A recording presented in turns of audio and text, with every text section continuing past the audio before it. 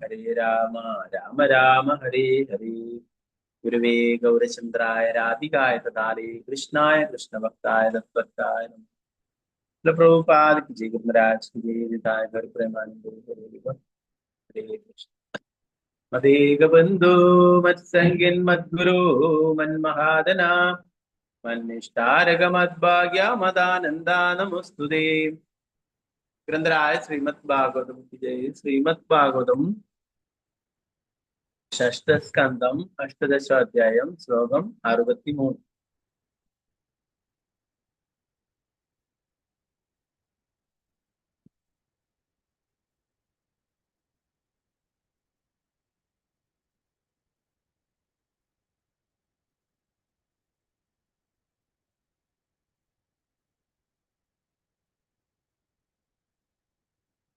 നമ്മളെ കഴിഞ്ഞ ക്ലാസ്സിൽ നോക്കിയത്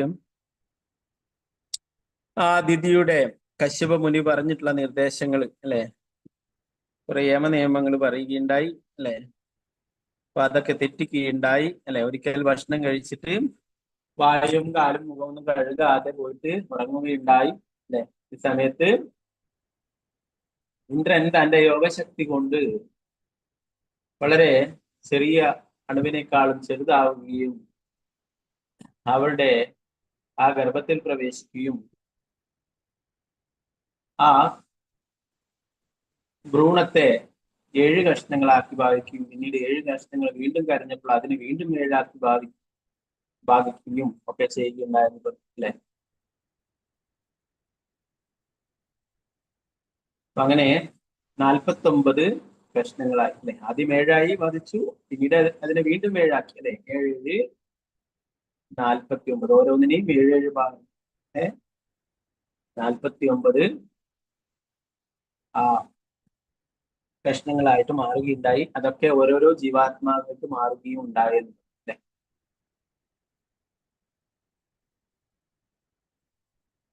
ഓക്കെ, അവസാനത്തെ നമുക്ക് ദിതിയുടെ ഗർഭപാത്രത്തിൽ പ്രവേശിച്ച ഇന്ദ്രൻ സ്വർണ്ണകാന്തി ഉണ്ടായിരുന്ന അവളുടെ ഭ്രൂണത്തെ തന്റെ വജ്രായുധം കൊണ്ട് 7 ഖണ്ഡങ്ങളാക്കി ചെരിച്ച് 7 ഖണ്ഡങ്ങളും കരഞ്ഞു തുടങ്ങിയപ്പോൾ ഇന്ദ്രൻ കരയരുത് എന്ന് പറഞ്ഞുകൊണ്ട് ഓരോ ഖണ്ഡത്തെയും വീണ്ടും 7 വീതമാക്കി ഖണ്ഡിച്ചു.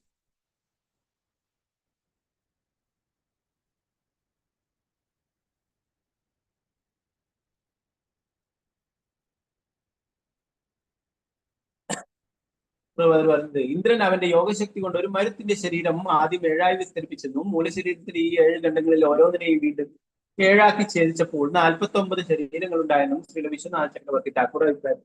മൂലശരീരത്തിൽ നിന്നും ആദ്യം വിസ്തരിച്ച 7 ശരീരങ്ങളെയും വീണ്ടും 7ആയി വിസ്തരിപ്പിക്കുമ്പോൾ അവയിൽ ഓരോന്നിലും വേറെ വേറെ ജീവസത്തകൾ പ്രവേശിച്ചു. അങ്ങനെ അവ ഒരു ചെടിയിൽ നിന്നും ഛേദിച്ച് വേറെ വേറെ നട്ടുപിടിപ്പിക്കുന്ന 49 ചെടികൾ പോലെ ആദ്യം ഒരു ശരീരമായിരുന്നു.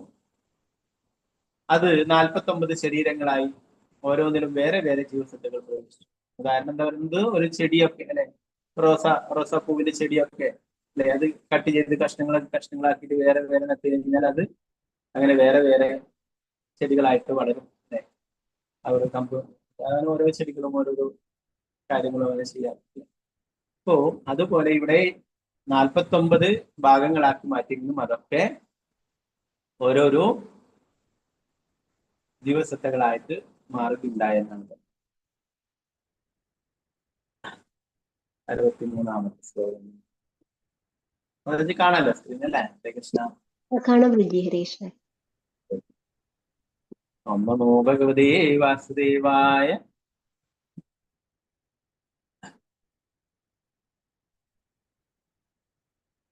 തമൂചു പാഠ്യമാനസ്തേ സർവേ പ്രാഞ്ജലയോ നൃപാ കിം ന ഇന്ദ്രജിഗാംസസി പ്രാതരോ മരുതസ്തവാ.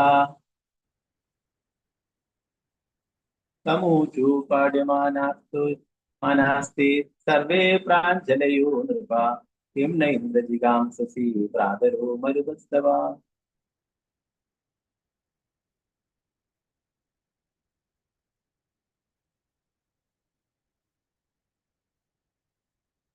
ഹരേ കൃഷ്ണ.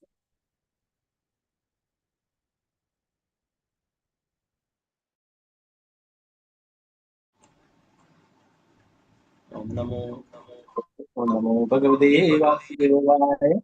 ഓം നമോ ഭഗവതേ വാസുദേവായ. തമോചു പാട്യമാനസ്തേ സർവേ പ്രാഞ്ചലയോ നൃപ.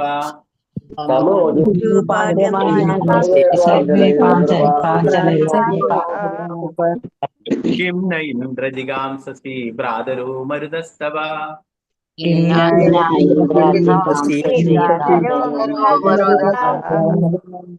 തമോജോ പാട്യമാനസ്തേ സർവേ പ്രാഞ്ചലയോ നൃപ.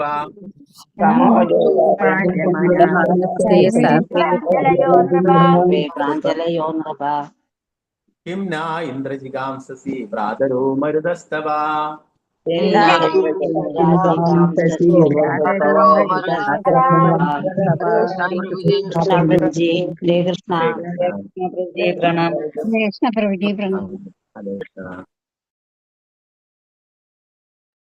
ഒരാളായിട്ട് ചൊല്ലിക്കോളും. മാതാജി ചൊല്ലിക്കോളും. ഹരേ കൃഷ്ണ. ഹരേ കൃഷ്ണ പ്രഭുജി. ഓം നമോ ഭഗവതേ വാസുദേവായ. തമ്മൂജു പാട്യമാനസ്തേ സർവേ പ്രാഞ്ജലയോ നൃപ. കിം ന ഇന്ദ്രജിഗാംസസി ഭ്രാതരോ മരുതസ്തവ. ഹരേ കൃഷ്ണ പ്രഭുജി. ഹരേ കൃഷ്ണ. രാമചന്ദ്ര പ്രഭു. ഹരേ കൃഷ്ണ പ്രഭു. ഹരേ കൃഷ്ണ പ്രഭുജി. ഓം നമോ ഭഗവതേ വാസുദേവായ. തമോജു പാട്യമാനസ്തേ സർവേ പ്രാഞ്ജലയോ നൃപ. കിം ന ഇന്ദ്രജിഗാംസസി ഭ്രാതരോ മരുതസ്തവ. ഹരേ കൃഷ്ണ പ്രഭുജി. ഹരേ കൃഷ്ണ പ്രഭു. അംബികാ കേശവി ദേവദാസ് മാതാജി ചൊല്ലിക്കൊള്ളുന്നത്. ഹരേ കൃഷ്ണ. ഹരേ കൃഷ്ണ പ്രഭുജി. ഓം നമോ ഭഗവതേ വാസുദേവായ. തമോചു പാട്യമാനാസ്തേ സർവേ പ്രാഞ്ജലയോ നൃപ. കിം ന ഇന്ദ്രജിഘാംസസി ഭ്രാതരോ മരുതസ്തവ. ഹരേ കൃഷ്ണ പ്രഭുജി. ഹരേ കൃഷ്ണ മാതാജി. വിദ്യനാഥ് മാതാജി. ഹരേ കൃഷ്ണ പ്രഭുജി. ഹരേ കൃഷ്ണ. ഓം നമോ ഭഗവതേ വാസുദേവായ. തമോചോ പാട്യമാനസ്തേ സർവേ പ്രാഞ്ജലയോ നൃപ. കിം ന ഇന്ദ്രജിഗാംസസി ഭ്രാതരോ മരുതസ്തവ. ഹരേ കൃഷ്ണ പ്രഭുജി. ഹരേ കൃഷ്ണ. പങ്കജാക്ഷിരാഗ മാതാജി ചൊല്ലിക്കൊള്ളും. ഹരേ കൃഷ്ണ പ്രഭുജി പ്രണാമം. ഓം നമോ ഭഗവതേ വാസുദേവായ. തമുച്ചു പാട്യമാനസ്തേ സർവേ പ്രാജ്വലയോ നൃപ. കിം ന ഇന്ദ്രജിഗാംസസി ഭ്രാതരോ മരുതസ്തവ. ഹരേ കൃഷ്ണ പ്രഭുജി. ഹരേ കൃഷ്ണ. കൃഷ്ണ ശ്രീകുമാർ മാതാജി. ഹരേ കൃഷ്ണ പ്രഭുജി. ഓം ഹരേ നമോ കൃഷ്ണ. ഭഗവതേ വാസുദേവായ. തമോജോ പാട്യമാനസ്തേ സർവേ പ്രാഞ്ജലയോ നൃപ. കിം ന ഇന്ദ്രജിഗാംസസി ഭ്രാതരോ മരുതസ്തവ. ഹരേ കൃഷ്ണ. ഹരേ കൃഷ്ണ. നിർമ്മല മാതാജി ചൊല്ലിക്കൊള്ളുന്നത്. ഹരേ കൃഷ്ണ. ഹരേ കൃഷ്ണ. ഓം നമോ ഭഗവതേ വാസുദേവായ. പാഠമാനാസ്തേ സർവേ പ്രാഞ്ജലയോ നൃപ. കിം ന ഇന്ദ്രജിഗാംസസി ഭ്രാതരോ മരുതസ്തവ. ഹരേ കൃഷ്ണ പ്രഭുജി. ഹരേ കൃഷ്ണ. പത്മകുമാരി മാതാജി. ഹരേ കൃഷ്ണ പ്രഭുജി. ഓം നമോ ഭഗവതേ വാസുദേവായ. തമുച്ചു പാട്യമാനസ്തേ സർവേ പ്രാഞ്ജലയോ നൃപ. കിം ന ഇന്ദ്രജിഗാംസസി ഭ്രാതരോ മരുതസ്തവ. ഹരേ കൃഷ്ണ പ്രഭു. ഹരേ കൃഷ്ണ. രാജി മാതാജി ചൊല്ലിക്കൊള്ളുന്നത്. ഹരേ കൃഷ്ണ. ഓം നമോ ഭഗവതേ വാസുദേവായ. തമോചു പാട്യമാനസ്തേ സർവേ പ്രാജ്ഞലയോ നൃപ.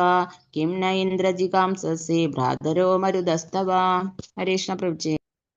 ഹരേ കൃഷ്ണ. വത്സലായ മാതാജി. ഹരേ കൃഷ്ണ മാതാജി. ഹരേ കൃഷ്ണ. ഹരേ കൃഷ്ണ.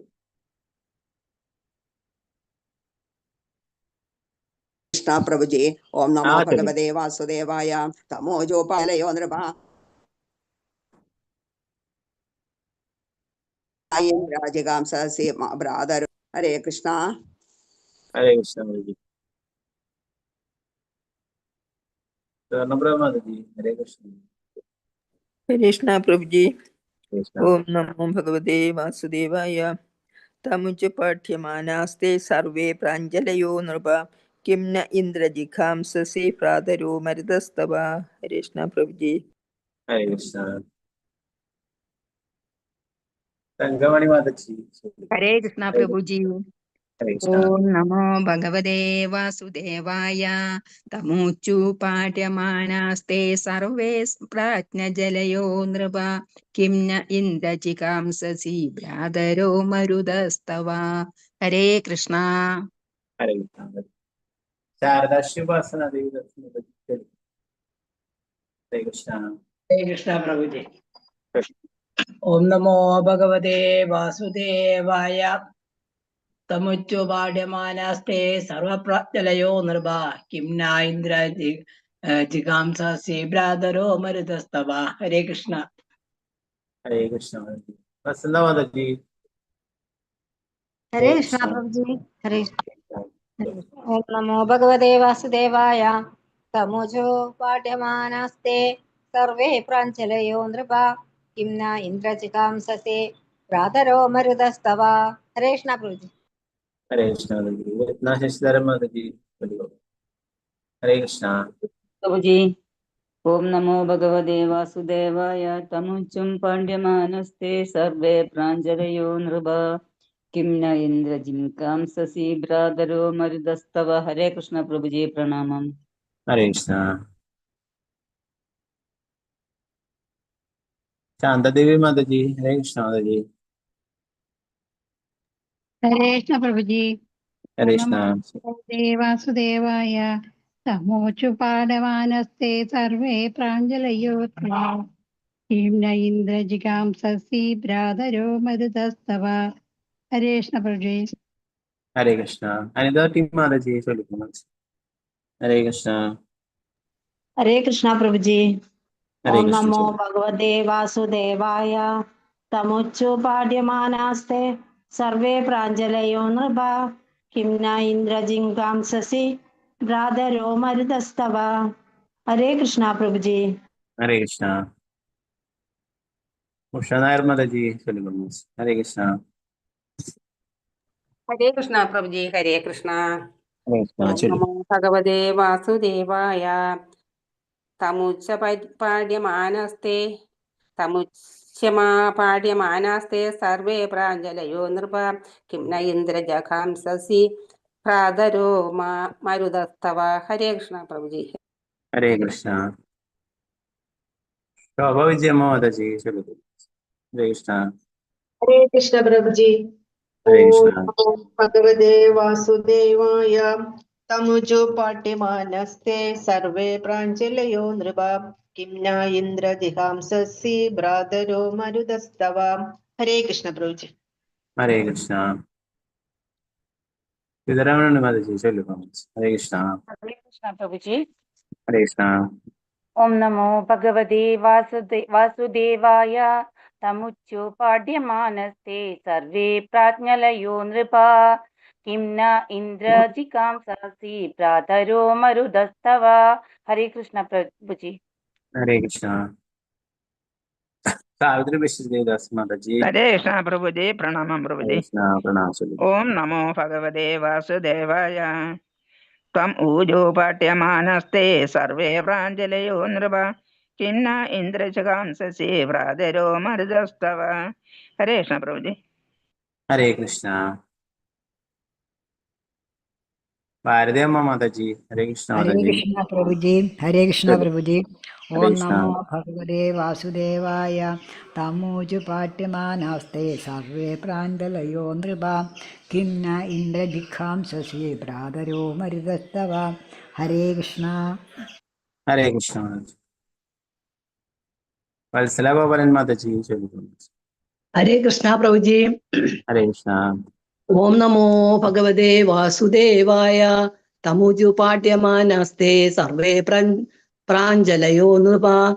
കിം ന ഇന്ദ്രജികാംസസി ഭ്രാതരോ മരുതസ്തവ. ഹരേ കൃഷ്ണ പ്രഭുജി. ഹരേ കൃഷ്ണ. ശോഭ പ്രദീപ് മാതാജി. ഹരേ കൃഷ്ണ. ഹരേ കൃഷ്ണ പ്രഭുജി. ഹരേ കൃഷ്ണ. ഓം നമോ ഭഗവതേ വാസുദേവായ. തമുജു പാഠ്യമാനസ്തേ സർവേ പ്രാജ്ഞലയോ നൃപ. കിം ന ഇന്ദ്രജികാംസസി ഭ്രാതരോ മരുതസ്തവ. ഹരേ കൃഷ്ണ. ഹരേ കൃഷ്ണ. ഗീതാശ്രീ മാതാജി. ഹരേ കൃഷ്ണ. ഹരേ കൃഷ്ണ പ്രഭുജി. ഹരേ കൃഷ്ണ. ചൊല്ലിക്കോ. ഓം നമോ ഭഗവതേ വാസുദേവായ. തമുജു പാട്യമാനാസ്തേ സർവേ പ്രാഞ്ജലയോ നൃപ. കിം ന ഇന്ദ്രജിഘാംസസി ഭ്രാതരോ മരുതസ്തവ. ഹരേ കൃഷ്ണ പ്രഭുജി. ഹരേ കൃഷ്ണ. വിജയജി മാതാജി ചൊല്ലിക്കോ. ഹരേ കൃഷ്ണ. ഹരേ കൃഷ്ണ പ്രഭുജി. ഓം നമോ ഭഗവതേ വാസുദേവായ. തമോജു പാഡ്യമാനസ്തേ സർവേ പ്രാഞ്ജലയോ നൃപ. കിം ന ഇന്ദ്രജിഘാംസസി ഭ്രാതരോ മരുതസ്തവ. ഹരേ കൃഷ്ണ പ്രഭുജി. ഹരേ കൃഷ്ണ.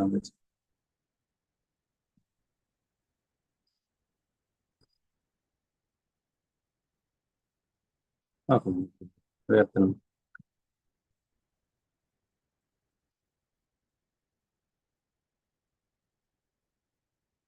അല്ലയോ രാജാവേ, വളരെ ദുഃഖിതരായ അവർ കൂപ്പുകൈകളോടെ ഇന്ദ്രനോട് ഇപ്രകാരം ചോദിച്ചു: പ്രിയപ്പെട്ട ഇന്ദ്ര, നിന്റെ സഹോദരങ്ങളായ മരുത്തുക്കളാണ് ഞങ്ങൾ. നീ എന്തിനാണ് ഞങ്ങളെ വധിക്കുവാൻ ശ്രമിക്കുന്നത്?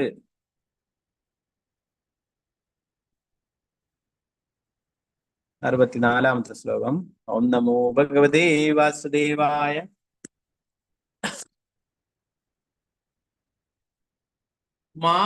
മാ ഭൈഷ്ടം പ്രാതരോ മഹ്യം യൂയമിത്യാഹ കൗശികഃ അനന്യഭാവാൻ പാർഷദാനാമാത്മനോ മരുതാം ഗണാൻ. അവർ തന്റെ ഭക്തരായ അനുയായികളാണെന്ന് മനസ്സിലാക്കിയ ഇന്ദ്രൻ പറഞ്ഞു: നിങ്ങളെല്ലാവരും എന്റെ സഹോദരങ്ങളാണെങ്കിൽ മേലിൽ എന്നെ ഭയപ്പെടേണ്ടതില്ല.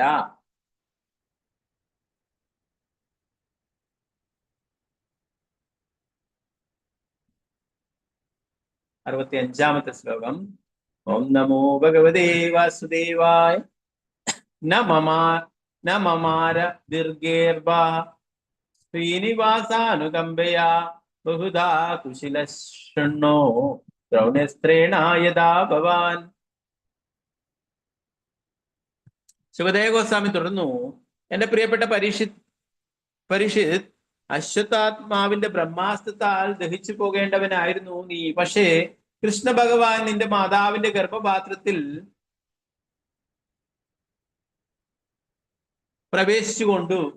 പ്രവേശിച്ചതുകൊണ്ട് നീ രക്ഷപ്പെട്ടു. അതുപോലെ ഒരു ഭ്രൂണം ഇന്ദ്രന്റെ വജ്രായുധത്താൽ 49 ഖണ്ഡിക്കപ്പെട്ടെങ്കിലും പരമദിവ്യ പുരുഷനായ ഭഗവാന്റെ കാരുണ്യത്താൽ അവരെല്ലാം രക്ഷിക്കും.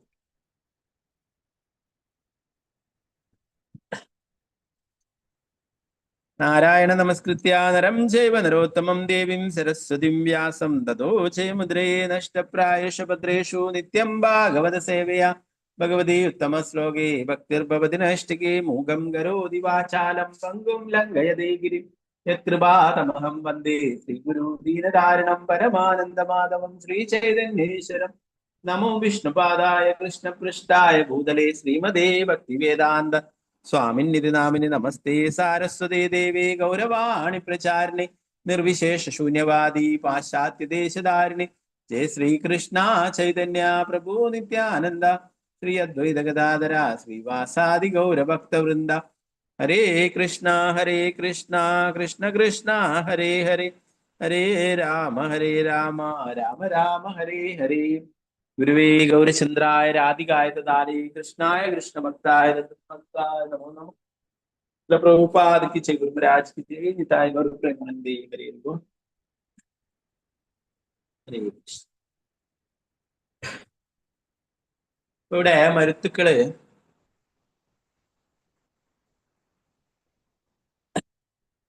എന്താ പറയുന്നത്? ഇന്ദ്രനോട് നിന്റെ സഹോദരങ്ങളാണ് ഞങ്ങൾ എന്നാണ് പറഞ്ഞത്, അല്ലെ? എന്തുകൊണ്ടാണ് ഇങ്ങനെ സംഭവിച്ചത്? നേരത്തെ പറഞ്ഞു, അല്ലെ? 2 തരത്തിൽ സംഭവിക്കാമെന്ന് പറഞ്ഞു ആ ദിതി പ്രാർത്ഥനകൾ അർപ്പിച്ചപ്പോൾ. ഇന്ദ്രഹത എന്നുള്ളത് ഇന്ദ്രനെ വധിക്കുന്നവൻ, ഇന്ദ്രനെ വധിക്കുന്ന ഒരു പുത്രൻ വേണമെന്നാണ് പറഞ്ഞത്, അല്ലെ? അത് വേറൊരു അർത്ഥത്തില് ഇന്ദ്രനെ അനുകൂലിക്കുന്നവൻ എന്നുള്ള അർത്ഥവും വരുന്നുണ്ട്. അതുപോലെ തന്നെ കശ്യപ മുനി പറഞ്ഞിട്ടുള്ള അനുഷ്ഠാനങ്ങള് പൂർണ്ണമായിട്ടും ചെയ്തില്ല, അല്ലെ? അതിൽ ഭംഗം വരുത്തി ആ ഒരു വ്രതത്തില് അല്ലെ, ആ ഒരു ചിട്ടകൾ അതില് ഭംഗമുണ്ടാവുകയുണ്ടായി അല്ലെ. എന്താ സംഭവിച്ചേ? ഭക്ഷണം കഴിച്ചതിന് ശേഷം വായും മുഖവും കാല് കൈയൊന്നും കഴുകാതെ പോയിട്ട് ഉറങ്ങി അല്ലെ. പൊതുവെ കുട്ടികളെയൊക്കെ ഭയപ്പെടുത്താനായിട്ട് പറയാണ്, ഭക്ഷണം കഴിച്ച് അങ്ങനെ പോകരുത് അല്ലെ, എന്തെങ്കിലും പേടിപ്പെടുത്തുന്ന ആരെങ്കിലും പേരൊക്കെ പറഞ്ഞിട്ട് അങ്ങനെ പറയും. എന്നാൽ അങ്ങനെ അത് എന്താ അത് അങ്ങനെ ശീലിച്ചു കഴിഞ്ഞാൽ പിന്നീട് അങ്ങനെയാവും അല്ലെ. അതുകൊണ്ട് ഭക്ഷണം കഴിച്ചാൽ തീർച്ചയായിട്ടും വായും മുഖവും കാലും കഴുകണമെന്നുള്ളതാണ്. അപ്പൊ അത് തെറ്റിച്ചുകൊണ്ട് അല്ലെ ആ ഒരു നിമിഷം അല്ലെ, ഇത്രയും കാലം അങ്ങനെ കഴിഞ്ഞിരുന്നത് എന്തിനാണ്? ഇങ്ങനെ ഈ ഒരു നിമിഷത്തിന് വേണ്ടിയിട്ടാണ്. എപ്പോഴാണ് കശ്യപൻ പറഞ്ഞിട്ടുള്ള ആ അനുഷ്ഠാനങ്ങളിൽ നിന്നും ചിട്ടകളിൽ നിന്നും നിയമങ്ങളിൽ നിന്നൊക്കെ വ്യതിചലിക്കുന്നത് അല്ലെ. നേരത്തെ കുറെ കാര്യങ്ങൾ പറയുകയുണ്ടായി, എന്തൊക്കെ ചെയ്യരുത്, എന്തൊക്കെ ചെയ്യണം എന്നുള്ള കാര്യങ്ങളും അല്ലെ. യമ നിയമം നമ്മൾ പറയും അല്ലെ, എന്തൊക്കെ നമ്മൾ കൃഷ്ണാവകത്തുള്ളവർ എന്തൊക്കെ ചെയ്യണം, എന്തൊക്കെ ചെയ്തുകൂടാ എന്നുള്ള കാര്യം. അപ്പൊ ഇവിടെ അങ്ങനെയുള്ള യമ നിയമം തെറ്റിക്കുകയുണ്ടായി. കശ്യപമുനി പറഞ്ഞിട്ടുള്ള കാര്യം അല്ലെ, പല ഉപാധിയും പറഞ്ഞു അല്ലെ. അപ്പൊ ഇവിടെ ഒരു ദിവസം ഇങ്ങനെയുള്ള ഒരു അവസരം ലഭിക്കുകയുണ്ടായി ഇന്ദ്രനെ. ആ അവസരം പ്രയോജനപ്പെടുത്തി ഇന്ദ്രൻ ചെറുതായിട്ട് ആ ദിതിയുടെ ഗർഭപാത്രത്തില് പ്രവേശിക്കുകയുണ്ടായി അല്ലെ. അങ്ങനെയാണ്. അപ്പോ അതുകൊണ്ട് തന്നെ കശ്യപമുനി പറഞ്ഞത്, ഞാൻ പറഞ്ഞ കാര്യങ്ങളൊക്കെ ഒരു വർഷം ആചരിക്കുകയാണെങ്കിൽ നിനക്കൊരു പുത്രനുണ്ടാവും അല്ലെ, നിന്റെ ആഗ്രഹപ്രകാരം അങ്ങനെ സംഭവിക്കുമെന്ന് പറഞ്ഞു. കശ്യപമുനിക്കും ഇതറിയാം. ഒരിക്കലും ഇങ്ങനെയുള്ള കാര്യങ്ങൾ, എന്തൊക്കെ കാര്യങ്ങളാ പറഞ്ഞാലേ, ഒരിക്കലും തല ചൊറിയരുത്, ശരീരത്തിലെ സ്കിന്നിൽ എവിടെയും തൊടരുത് അല്ലെ, കളവ് പറയരുത് അല്ലെ, മറ്റുള്ളവരെ മനസ്സുകൊണ്ടോ വാക്കുകൊണ്ടോ ശരീരം കൊണ്ടോ ശത്രുത ചെയ്ത് കാണരുത്, അങ്ങനെ ധാരാളം കാര്യങ്ങൾ പറഞ്ഞു അല്ലെ. അതിൽ പെടുന്നതാണ് ഇതും. ഭക്ഷണം കഴിച്ചതിന് ശേഷം വായും മുഖവും കൈയും കാലൊക്കെ കഴുകി ശുദ്ധിയാവണം എന്നുള്ളത്. ആ ഒരു കാര്യം തെറ്റിച്ചു അല്ലെ. ആ ഒരു അവസരം ഇന്ദ്രൻ മുതലെടുക്കുകയും ചെയ്തു. അപ്പൊ തീർച്ചയായിട്ടും പിന്നീട് അത് ആ വ്രതം തെറ്റിച്ചു കഴിഞ്ഞാൽ പിന്നെ കശ്യപനെ പറഞ്ഞിട്ട് കാര്യമില്ല അല്ലെ. ഇവിടെ അതുകൊണ്ട് തന്നെ നേരത്തെ പറഞ്ഞു, രണ്ടു തരത്തിലുള്ള അർത്ഥമുണ്ട്. ഒന്ന്, ഇന്ദ്രന്റെ ശത്രുവായിട്ട് ഇന്ദ്രനെ വധിക്കുവാനായിട്ടുള്ള ഒരു ഇന്ദ്രൻ. അതേപോലെ തന്നെ അതിന്റെ വേറൊരു അർത്ഥം പറഞ്ഞ് ഇന്ദ്രനെ അനുകൂലിക്കുന്നവൻ. അപ്പോൾ ഇപ്പോൾ എന്താണ്, ആ വ്രതങ്ങളൊക്കെ തെറ്റിച്ചത് കൊണ്ട് തന്നെ ഇന്ദ്രനെ അനുകൂലിക്കുന്നവനായി. അതുകൊണ്ടാണ് മരുത്തുക്കൾ പറയുന്നു, ഞാൻ നിന്റെ സഹോദരങ്ങളായ മരുത്തുക്കളാണ് ഞങ്ങൾ, നീ എന്തിനാണ് ഞങ്ങളെ വധിക്കുവാൻ ശ്രമിക്കുന്നത്? ദിതിയും അതിഥിയും എന്താണ് സഹോദരിമാരാണ് അല്ലെ. അതിഥിയുടെ പുത്രനാണ് ഇന്ദ്രൻ അല്ലെ. അതുപോലെ തന്നെ ദിതിയുടെ പുത്രരാണ് ഇവരൊക്കെ അല്ലെ. കസിൻ എന്താണ്, ആ സഹോദരന്മാരാണ് യഥാർത്ഥം നോക്കിയാൽ, കസിൻസ് അല്ലെ. എന്തിനാണ് ഞങ്ങളെ വധിക്കുവാൻ ശ്രമിക്കുന്നത് എന്ന് ചോദിക്കുകയുണ്ടായി.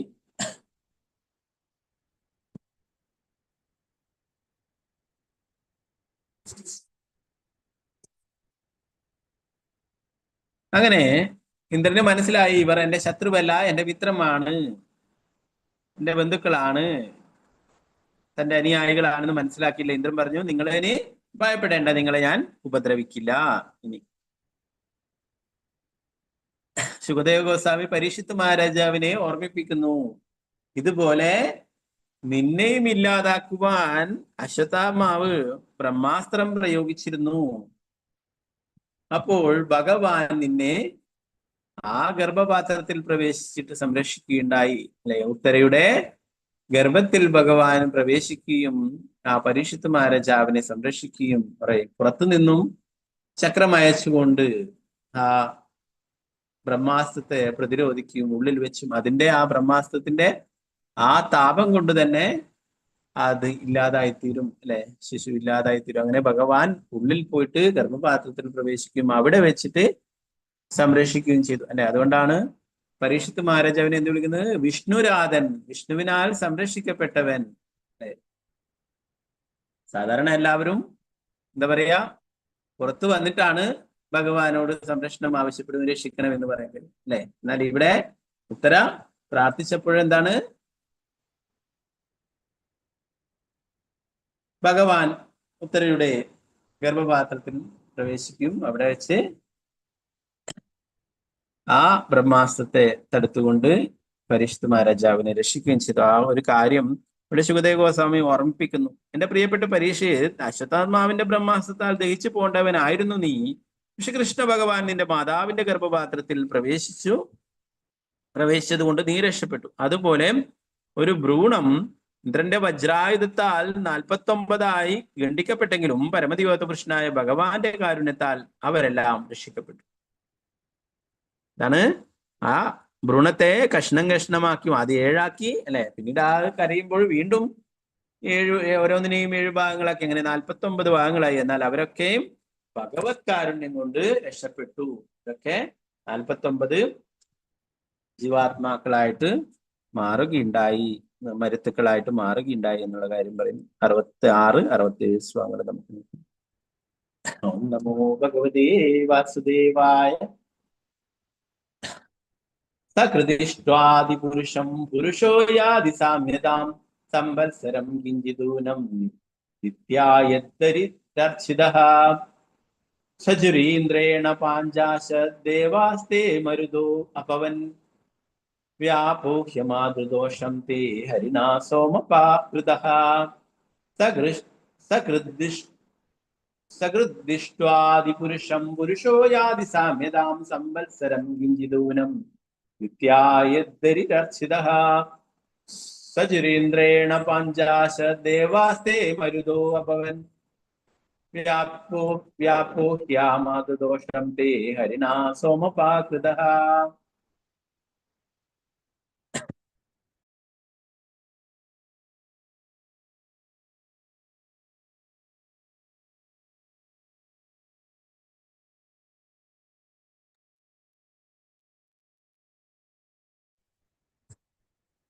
ആദിമ വ്യക്തിയായ പരമദിവ്യോത്തമപുരുഷൻ ഭഗവാനെ ഒരിക്കലെങ്കിലും ആരാധിച്ചാൽ ഒരുവൻ ആധ്യാത്മിക ലോകത്തിലേക്ക് ഉയർത്തപ്പെടുകയും ഭഗവാൻ വിഷ്ണുവിന് സമാനമായ ശാരീരിക സവിശേഷതകളുള്ളവനായി തീരുകയും ചെയ്യും. ദിതി ഒരു മഹാവ്രതത്തിന്റെ ഭാഗമായി 1 വർഷക്കാലത്തോളം വിഷ്ണു ഭഗവാനെ ആരാധിച്ചു. ആധ്യാത്മിക ജീവിതത്തിന്റെ ആ ശക്തിയിലാണ് 49 മരുത്തുക്കൾ ജനിച്ചത്. അപ്പോൾ പിന്നെ മരുത്തുക്കൾ ദിതിയുടെ ഗർഭപാത്രത്തിൽ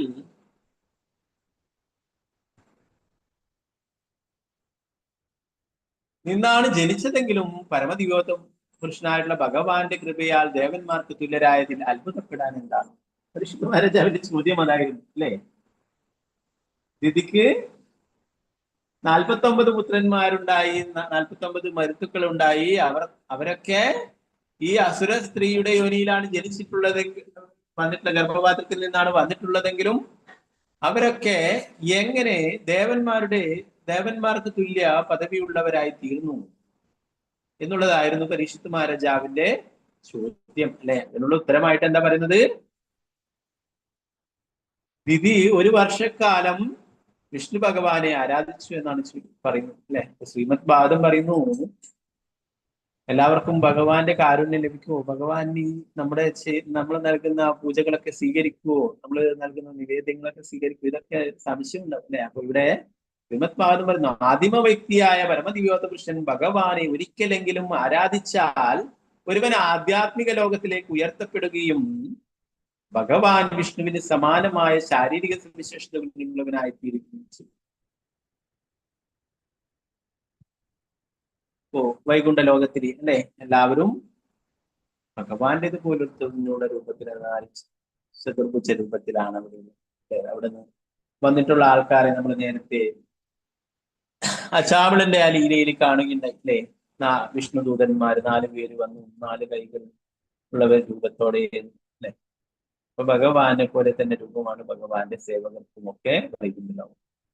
അതുകൊണ്ട് പറയുന്നു, ഭഗവാനെ ഒരിക്കലെങ്കിലും ആരാധിച്ചിട്ടുള്ള ഒരാൾക്ക് അവർക്ക് ഭഗവാന്റെ അടുത്തേക്ക് തിരിച്ചു പോകാനായിട്ട് സാധിക്കും. എന്ന് പറയുന്നു. ഇവിടെ ഈ മഹാവ്രതം അനുഷ്ഠിക്കുകയുണ്ടായി ദിതി. അതുകൊണ്ട് ആ ശക്തിയിലാണ് 49 മരുത്തുക്കളും ജനിച്ചത്. അതുകൊണ്ട് മരുത്തുക്കൾ ദിതിയുടെ ഗർഭപാത്രത്തിൽ നിന്നാണ് ജനിച്ചതെങ്കിലും പരമോന്നതനായ കൃപയാൽ ദേവന്മാർക്ക് തുല്യരായതിൽ അത്ഭുതപ്പെടാൻ എന്താണ്?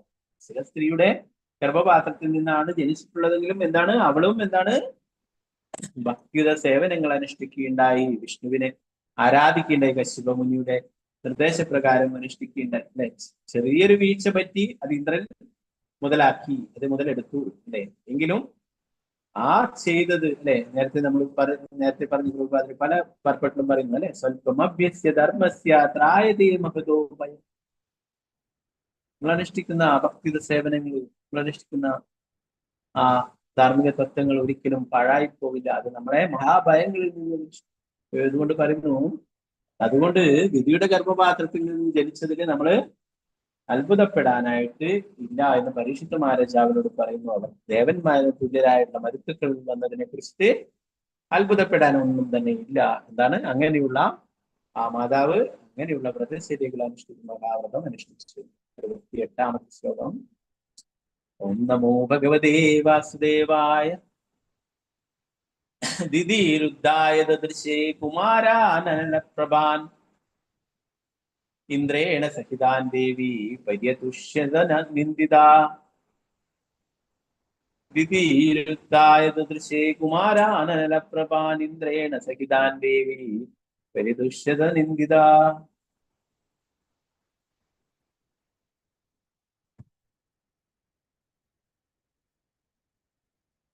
ദിതി പരമദിവ്യാത്മ പുരുഷൻ ഭഗവാനെ ആരാധിക്കുകയാൽ പരിപൂർണ പരിശുദ്ധയാക്കപ്പെട്ടു. ഉറക്കം വിട്ട് ശയ്യയിൽ നിന്ന് എഴുന്നേറ്റ അവൾ ഇന്ദ്രനോടൊപ്പം തന്റെ 49 പുത്രന്മാരെ കണ്ടു. അഗ്നിയെ പോലെ ശോഭിച്ചിരുന്ന ആ 49 പേരും ഇന്ദ്രനുമായി സൗഹൃദത്തിലായിരുന്നു. അതിനാൽ അവൾ വളരെ സന്തുഷ്ടിയാണ്.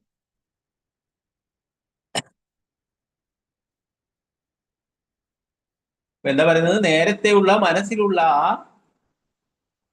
കാമക്രോധ ലോപമോഹ മത മാത്സര്യം ഇതൊക്കെ ഇല്ലാതായി തീർന്നു. എന്തുകൊണ്ട്? പരമദിവ്യോത്ത പുരുഷനായിട്ടുള്ള ഭഗവാനെ ആരാധിക്കാൻ ഇപ്പോൾ പരിപൂർണ പരിശുദ്ധയാക്കപ്പെട്ടു എന്നാണ് പറയുന്നത്. നേരത്തെ ഇന്ദ്രനെ വധിക്കണം, ഈ ഒരു ചിന്ത മാത്രമേ ഉണ്ടായിരുന്നുള്ളൂ അല്ലെ. എന്നാൽ ഇപ്പോൾ തന്റെ 49 പുത്രന്മാരെയും കണ്ടു. അവർ ഇന്ദ്രനുമായിട്ട് സൗഹൃദത്തിലായിരുന്നു. അതിനാൽ അവൾ സന്തുഷ്ടയായിട്ട് മാറുകയും അവളുടെ ഹൃദയത്തിലും പരിവർത്തനം ഉണ്ടായി. നേരത്തെ പ്രവാചകൻ പറഞ്ഞു, ചേതോദർപ്പണമാർച്ച്, ഹൃദയത്തിലെ അഴുക്കൊക്കെ ഇല്ലാതാവുന്നു, മാലിന്യമൊക്കെ ഇല്ലാതായിത്തീരുന്നു. എങ്ങനെ? ഭഗവാനെ ആരാധിക്കുന്നതിനുണ്ട്. ഇവിടെ പറയുന്നു, ആ ഈ ശ്ലോകത്തിൽ പറയുന്നതുകൊണ്ട് ആ എന്താ പറയാ അസുര സ്ത്രീയാണ് അല്ലെ, ആ വിധിക്കും എന്തായിത്തീർന്നു?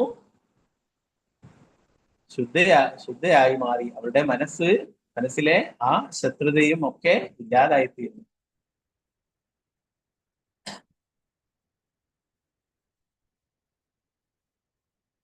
ശ്ലോകം 69. നമോ ഭഗവതേ വാസുദേവായ അതേന്ദ്രമാഹതാദാഹാമാദിത്യാനാം ഭയാവഹം അപത്യമിച്ഛന്ത്യചരം വ്രതമേതത്സു ദുഷ്കരം. അതേന്ദ്രമാഹതാദാഹാമാദിത്യാനാം ഭയാവഹം അപത്യമിച്ഛന്ത്യചരം വ്രതമേതത്സു ദുഷ്കരം.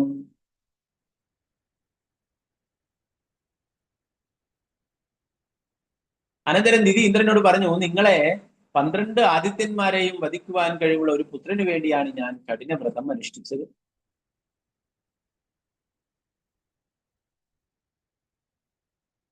എഴുപതാമത്തെ ശ്ലോകം. ഓം നമോ ഭഗവതേ വാസുദേവായ ഏകസങ്കൽപിത പുത്ര സപ്തസപ്താഭവൻ ഗതം യതി ദേവിദിതം പുത്ര സത്യം ഗതയ മാമൃഷ. ഒരു പുത്രന് വേണ്ടി മാത്രമാണ് ഞാൻ പ്രാർത്ഥിച്ചത്, പക്ഷെ 49 പുത്രന്മാരുണ്ടെന്ന് ഇപ്പോൾ ഞാൻ കാണുന്നു. ഇതെങ്ങനെ സംഭവിച്ചു? എന്റെ പ്രിയപ്പെട്ട പുത്രനായ ഇന്ദ്ര, നിനക്കറിയുമെങ്കിൽ എന്നോട് സത്യം പറയൂ. ദയവായി കള്ളങ്ങൾ പറയാൻ ശ്രമിക്കരുത്.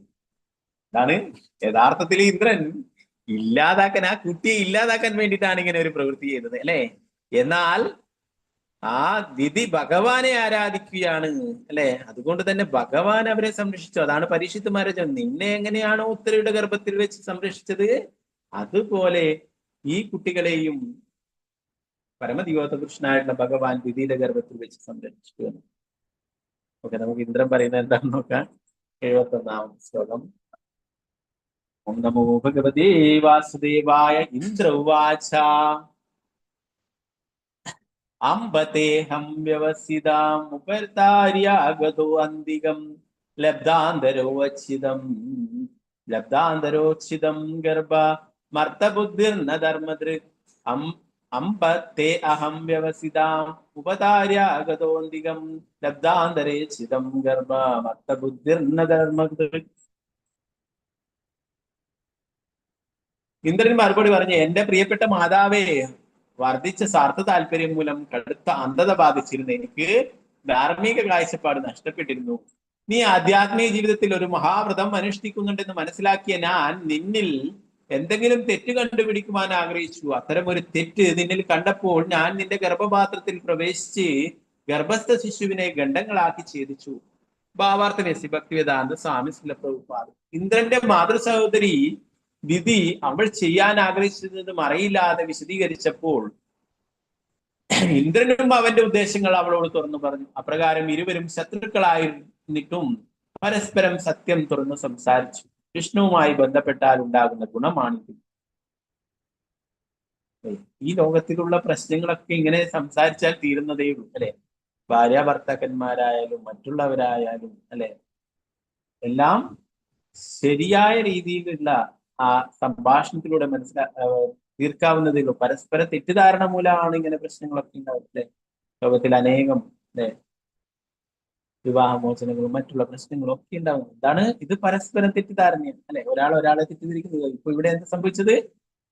ഇന്ദ്രനും ദിതിയും തമ്മിൽ നേരത്തെ ശത്രുവായിരുന്നു. ഇപ്പോഴ് അത് മനസ്സ് തുറന്ന് സംസാരിച്ചപ്പോഴെന്താ പറയുന്നത്?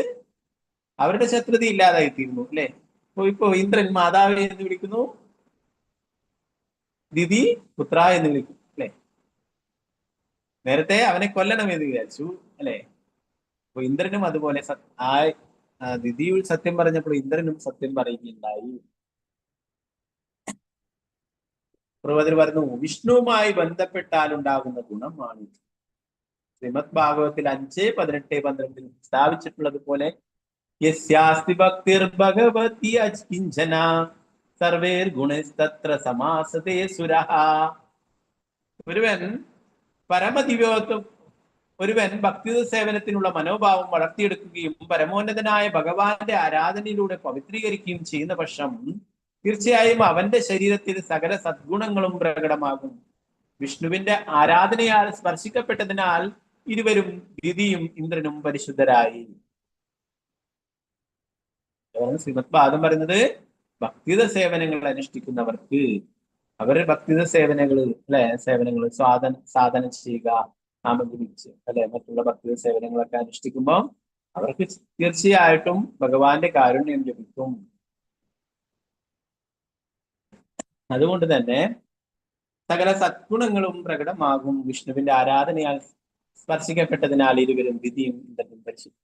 അപ്പൊ അങ്ങനെ എന്താ പറയാ, പകല സദ്ഗുണങ്ങൾ ഉണ്ടാവുക എന്ന് വെച്ചാൽ അവരുടെ ഉള്ളില് കാമക്രോധ ലോപമോഹ മത മത്സരമൊക്കെ പതുക്കെ ഇല്ലാതായി. അല്ലാതെ എന്തോ ലൈറ്റ് കത്തലല്ല. ഒരാൾ വന്നിട്ട് പറഞ്ഞു, പ്രഭുപാദ് ഞാൻ ജപിച്ചുകൊണ്ടേയിരിക്കുമ്പോൾ എനിക്കൊരു പ്രകാശമൊക്കെ കാണാൻ സാധിക്കും. പ്രഭുപാദർ പറഞ്ഞു, അത് ഇതിന് തോന്നൽ നീ നല്ല ഒച്ചത്തിൽ ജപിച്ചാൽ മതി, ആ പ്രകാശമൊക്കെ പോയിക്കോട്ടും. അപ്പൊ അങ്ങനെ എന്തോ സങ്കല്പമല്ല, ആത്മാർത്ഥമായിട്ട് നമ്മൾ നല്ല ശുദ്ധനാമം ജപിക്കുമ്പോൾ നമ്മുടെ ഉള്ളിലുള്ള ആ കാമക്രോധ ലോകമോഹങ്ങളൊക്കെ ഇല്ലാതായിത്തീരും. അപ്പോ സദ്ഗുണങ്ങള് നമ്മുടെ ഉള്ളിൽ നിറയുന്നതാണ്. അതുകൊണ്ട് തന്നെ ഇവിടെ വിഷ്ണുവിനെ ആരാധിച്ചത് കൊണ്ട് തന്നെ ഇന്ദ്രന്റെയും ദിതിയുടെയും ഉള്ളിലുള്ള ആ ശത്രുതയൊക്കെ ഇല്ലാതായിത്തീർന്നു. 72ാമത്തെ ശ്ലോകം. ഓം നമോ ഭഗവതേ വാസുദേവായ. കൃത്തോ മേ സപ്തദാ ഗർഭ ആസൻ സപ്തകുമാരകഃ തേ അഭിഷൈകൈകശോ സപ്തദാനാഭിമമൃതേ.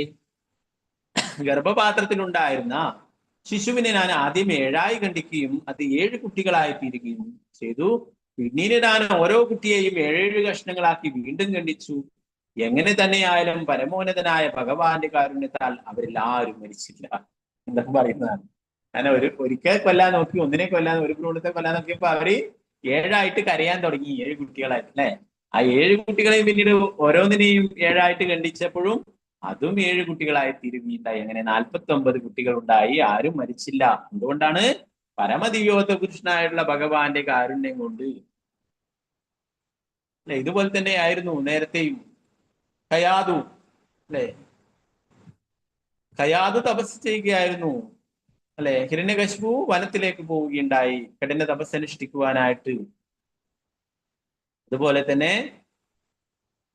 കയാതുവും കഠിന തപസ് അനുഷ്ഠിക്കുകയായിരുന്നു. അല്ലെ, അപ്പൊ കയാതുവിന്റെ ഗർഭപാത്രത്തിൽ പ്രഹ്ലാദ് മഹാരാജാവ് ഉണ്ടായിരുന്നു. അല്ലെ, അപ്പൊ അതിനെ ഇല്ലാതാക്കാനായിട്ട് കയാതുവിന്റെ ഈ ഗർഭത്തിൽ കിടക്കുന്നതും ഒരു അസുരനായിരിക്കും എന്ന് വിചാരിച്ചിട്ട് ഇന്ദ്രൻ ആ കയാതുവിനെ തട്ടിക്കൊണ്ടുപോകും. ദേവന്മാരൊക്കെ കയാതുവിനെ കടത്തിക്കൊണ്ടുപോകാനായിട്ട് ശ്രമിക്കുകയുണ്ടായി. അല്ലെ, നാരദമുനി അതിനെ തടയുകയുണ്ടായി.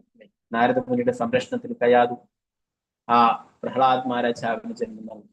അപ്പൊ ഇന്ദ്രൻ പലപ്പോഴും ഇങ്ങനെ ഭയവും എന്താ പറയാ ആകുലത പൂണ്ടിട്ട് ഇങ്ങനെ അങ്ങനെ ജീവിക്കുന്നതാണ്. അല്ലെ, അതുകൊണ്ടാണ് പലപ്പോഴും പല ആൾക്കാരുടെയും കഠിന തപസ്സൊക്കെ മുടക്കുകയൊക്കെ ചെയ്യും. എന്നാൽ ഇവിടെ ഭഗവാന്റെ മഹാകാരുണ്യം കൊണ്ട് ഇവർക്കൊന്നും സംഭവിച്ചില്ല. 48 കുട്ടികളും ജീവനോടെ.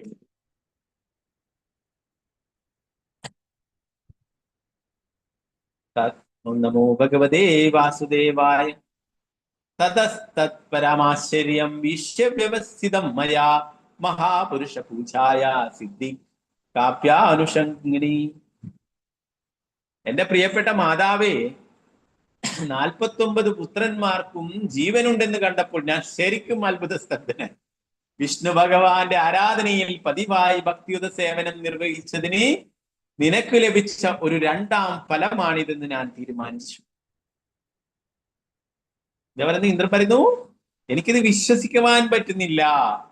അല്ലേ, ഞാൻ ഗർഭപാത്രത്തിന്റെ ഉള്ളിൽ പോയിട്ട് വജ്രായുധം ഉപയോഗിച്ചിട്ട് നിന്റെ ആ ഭ്രൂണത്തെ ഇല്ലാതാക്കിയപ്പോൾ അത് 7ആയിട്ട് മാറി. പിന്നീട് ഓരോന്നിനെയും വിഭജിച്ചു, ഓരോന്നിനെയും 7 കഷ്ണങ്ങളാക്കി, അതും ജീവനോടെയായി. അങ്ങനെ 49 കുട്ടികൾ. ഇതെനിക്കൊരിക്കലും വിശ്വസിക്കുവാൻ സാധിക്കുന്ന ഞാൻ അത്ഭുതസ്തബ്ധനായി. ഇത് എന്തുകൊണ്ടാണ്?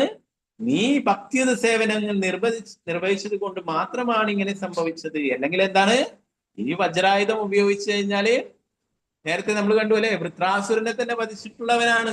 അത്രയും വലിയ അസുരനെ അല്ലെ, ആ ഒരു ചെറിയ ഭ്രൂണത്തെ ഇല്ലാതാക്കാൻ ഒന്നും വേണ്ട.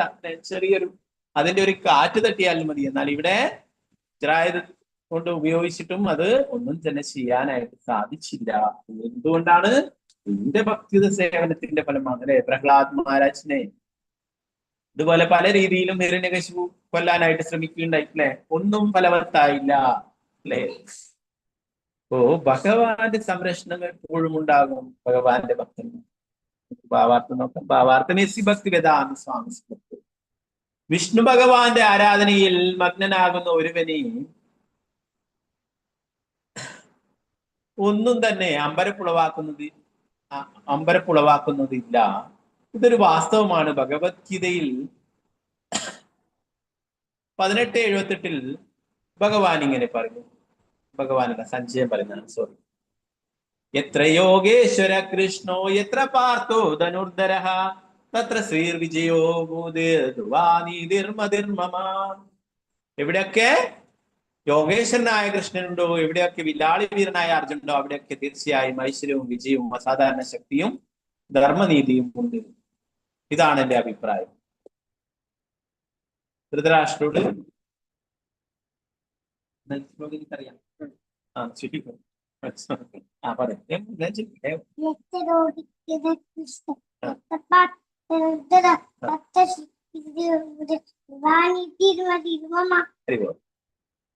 ഉത്തരേ പ്രാർത്ഥിച്ചു വിളിച്ചെടുക്കുമ്പോൾ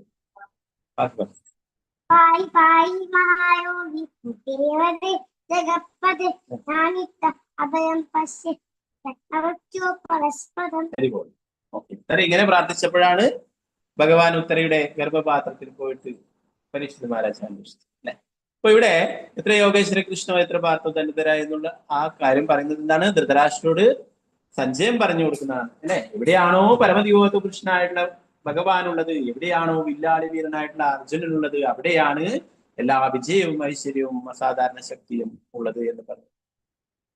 യോഗേശ്വരൻ പരമദിവോത്ത പുരുഷനായ ഭഗവാനാണ്. എല്ലാ നിഗൂഢ യോഗങ്ങളുടെയും ഈശ്വരൻ. സ്വന്തം ഇച്ഛ പോലെ എന്ത് ചെയ്യാനും എല്ലാം ചെയ്യാനും കഴിവുള്ളവൻ. പരമോന്നതനായ ഭഗവാന്റെ സർവശക്തിയാണിത്. അതുകൊണ്ട് പരമോന്നതനായ ഭഗവാനെ സംതൃപ്തനാക്കുന്ന ഒരുവനെ യാതൊരു നേട്ടവും അമ്പരപ്പുളവാക്കുന്നതെല്ലാം എല്ലാം അദ്ദേഹത്തിന് സാധ്യമാണ്. ഇന്ദ്രൻ അങ്ങനെ ഗർഭപാത്രത്തിൽ പോയിട്ട് വജ്രായുധം കൊണ്ട് ആ ഭ്രൂണത്തെ ഛേദിക്കുമ്പോൾ അതിനെ തടയുന്നുണ്ടെങ്കിൽ അവിടെ ഭഗവാനുണ്ട് അല്ലെ. അപ്പോ ആ ഭ്രൂണത്തിന്റെ ഉള്ളിലും പരമദിവോത്ത പുരുഷനായിട്ടുള്ള ഭഗവാനുണ്ട് അല്ലെ. അതുകൊണ്ടാണ് ഭ്രൂണഹത്യകൾ പാപമാണ് എന്ന് പറഞ്ഞു അല്ലെ. പല ആൾക്കാരും എന്താ പറയാ അങ്ങനെ അബോർഷൻ ചെയ്യിപ്പിക്കും അല്ലെ. എന്താണ് അത്? ഒരു ആത്മാവുണ്ട് അതിൻ്റെ ഉള്ളിൽ അല്ലെ. അത് പാപമാണ്, ഒരാളെ കൊല്ലുന്നതിന് തുല്യം തന്നെയാണ്. എന്നാൽ അത് എന്താണ്? നിസ്സാരമായിട്ട് ആൾക്കാർ കരുതുന്നു അല്ലെ. അതിന്റെ പാപം തീർച്ചയായിട്ടും അനുഭവിക്കും അല്ലെ. നേരത്തെ പറഞ്ഞു നരകങ്ങളെ കുറിച്ചിട്ടൊക്കെ അല്ലെ. ഇതിലൊക്കെ പോയിട്ട് അതിനും ശിക്ഷ അനുഭവിക്കേണ്ടതായിട്ടുണ്ട് തീർച്ചയായിട്ടും. ഒരാളെ കൊന്നത് പോലെ തന്നെയാണ് ഒരു ഭ്രൂണത്തെ ഇല്ലാതാക്കുന്നത്. അപ്പൊ ഇവിടെ ആ ഭ്രൂണത്തെ ഭഗവാൻ സംരക്ഷിക്കേണ്ട. അപ്പൊ ഭഗവാൻ എന്ത് വേണമെങ്കിലും ചെയ്യാനായിട്ട് സാധിക്കും. ഭഗവാൻ തന്നെയാണ് അപ്പോൾ ഈ 48 മരുത്തുക്കളെയും ആ കുട്ടികളെയും സംരക്ഷിച്ചത് എന്ന് പറഞ്ഞു. ഇതിൽ ആശ്ചര്യപ്പെടാനായിട്ടൊന്നുമില്ല. ഭഗവാന്റെ ഭക്തന്മാർക്ക് വേണ്ടി ഭഗവാൻ എന്തും ചെയ്യും. ഇവിടെ ഇത് ആത്മാർത്ഥമായിട്ട് ഭഗവാനെ ആരാധിക്കും, ഭഗവാനെ പ്രാർത്ഥിക്കും, ഭഗവത് സേവനങ്ങളെ അർപ്പിക്കുകയായിരുന്നു അല്ലെ. കശ്യപിയുടെ ആ നിർദ്ദേശപ്രകാരം. ഓക്കെ, നമുക്ക് 74-ാമത്തെ ശ്ലോകം. ഓം നമോ ഭഗവതേ വാസു. അപ്പൊ അവൻ ശ്ലോകം ചൊല്ലുന്നത് കേട്ടിട്ട് ഓടി വന്നത് അതുകൊണ്ടാണ് അവന് അറിയുന്ന ശ്ലോകമായത്.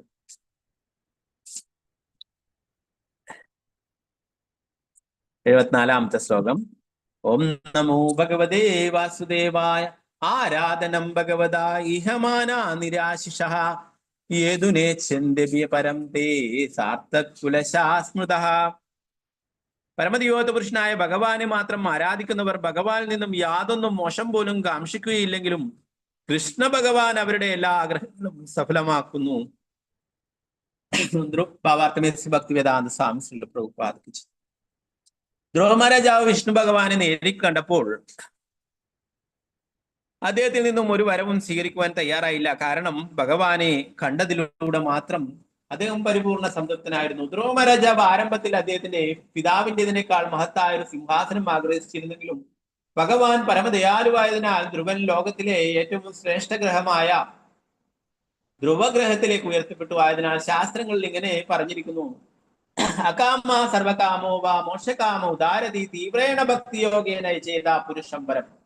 വിശാല ബുദ്ധിയുള്ള ഒരുവൻ ഭൗതികാഗ്രഹങ്ങൾ ഉള്ളവനാണെങ്കിൽ പോലും ഭൗതികേശകളിൽ നിന്ന് അഥവാ മോക്ഷകാംക്ഷയിൽ നിന്ന് പോലും സ്വതന്ത്രനായും സമഗ്രമായ പരമദിവ്യോത്ത പുരുഷൻ ഭഗവാനെ എല്ലാ അർത്ഥത്തിലും ആരാധിക്കണം. ശ്രീമദ് ഭാഗവതം പറയുന്നത് എന്താണ്? നിങ്ങൾക്ക് ഭൗതിക ആഗ്രഹങ്ങൾ ഉണ്ടായിക്കോട്ടെ, ഇല്ല ആഗ്രഹങ്ങളൊന്നും ഇല്ല, നിങ്ങൾ മോക്ഷം പോലും കാക്ഷിക്കുന്നില്ല എങ്കിലും നിങ്ങൾ ഭഗവാനെ തീവ്രേണ ഭക്തിയോഗേന തീവ്രമായിട്ടുള്ള ഭക്തിയുത സേവനങ്ങൾ, ആത്മാർത്ഥമായിട്ട് ഭക്തിയുത സേവനങ്ങൾ അനുഷ്ഠിക്കണം. തീർച്ചയായിട്ടും ഭഗവാൻ എല്ലാ ആഗ്രഹങ്ങളും പൂർത്തീകരിക്കും.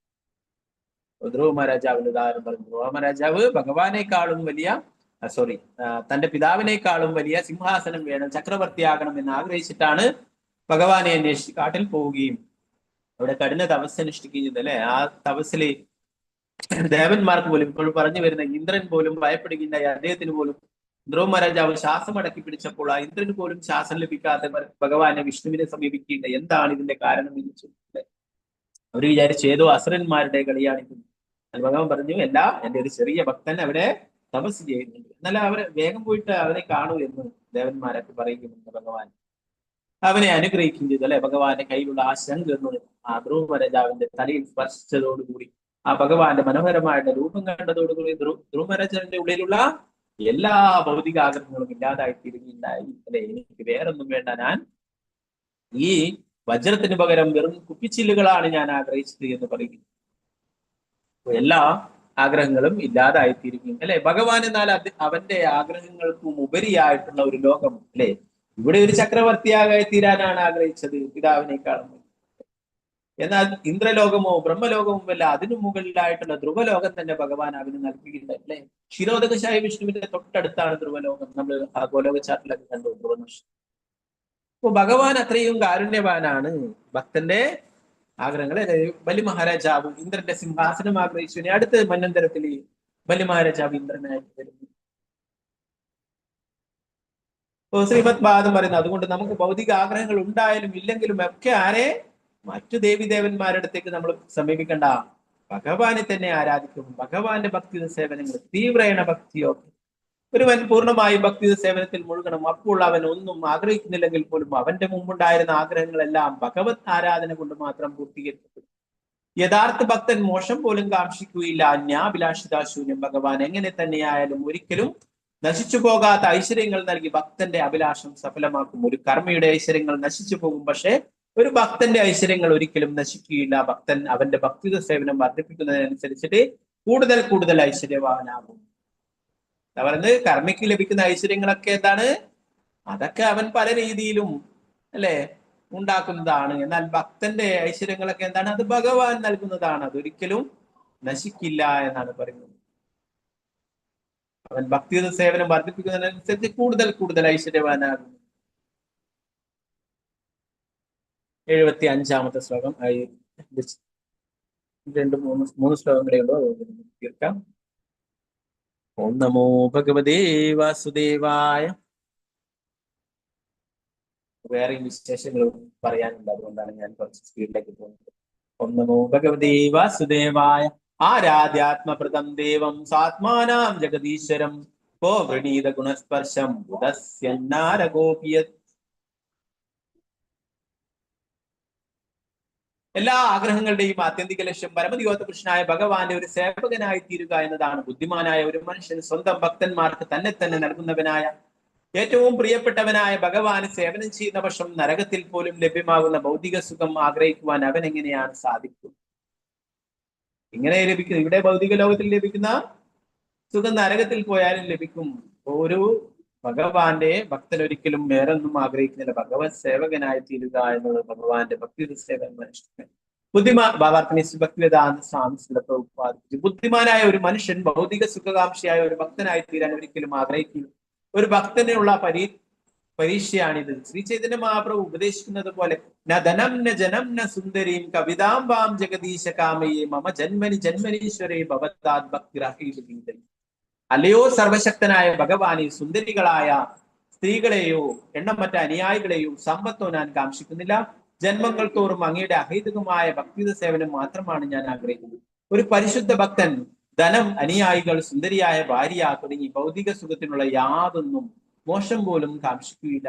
എങ്ങനെ തന്നെയായാലും ഭഗവാൻ വാഗ്ദാനം ചെയ്യുന്നു, യോഗക്ഷേമം വഹാമ്യഹം. എന്റെ സേവനത്തിന് ആവശ്യമായതെല്ലാം ഞാൻ സ്വമനസാലെ കൊണ്ടുവരുന്നു. ചൈതന്യ മഹാപ്രഭു ശിക്ഷാഷ്ടകത്തിന് നമുക്ക് നൽകുന്ന നിർദ്ദേശങ്ങളിൽ പ്രധാനപ്പെട്ടതാണ് അല്ലെ ഭഗവാന്റെ ഭക്തിയുത സേവനങ്ങൾ ചെയ്യുക എന്നുള്ളത്. അതിനേക്കാളും വലുതായിട്ട് യാതൊന്നും തന്നെ ഇല്ല എന്ന് പറയുന്നു. അതുപോലെ തന്നെ പറയുന്നു, അങ്ങനെയുള്ള ഭഗവാന്റെ ഭക്തന്മാർക്ക് ഭഗവാൻ എല്ലാം നൽകും. യോഗക്ഷേമം വഹാമ്യഹം ഭഗവാൻ പറയും. 76-ാമത്തെ ശ്ലോകം. ഓം നമോ ഭഗവതേ വാസുദേവായ. തദിദം മമ ദൗർജന്യം ബാലിശസ്യാമഹീയസി ക്ഷന്തുമർഹസി മാതസ്ത്വം നിഷ്ട്വാ ഗർഭോ മൃതോതിദഃ.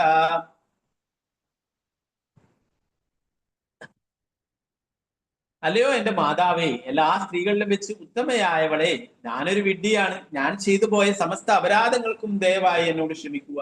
നിന്റെ 49 പുത്രന്മാരും നിന്റെ ഭക്തിയുത സേവനം മൂലം കുഴപ്പങ്ങളൊന്നുമില്ലാതെ ജനിച്ചു.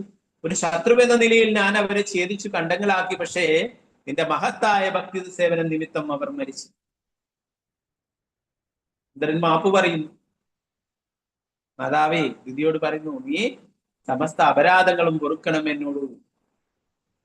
ഞാൻ നിന്റെ മകനെ വധിക്കണമെന്നാണ് ആഗ്രഹിച്ചത് അല്ലെ. ഒരു മകനെ വധിച്ചപ്പോൾ, ഒരു ഭ്രൂണത്തെ ഇല്ലാതാക്കാൻ ശ്രമിച്ചപ്പോൾ അത് ഏഴ് കുട്ടികളായി.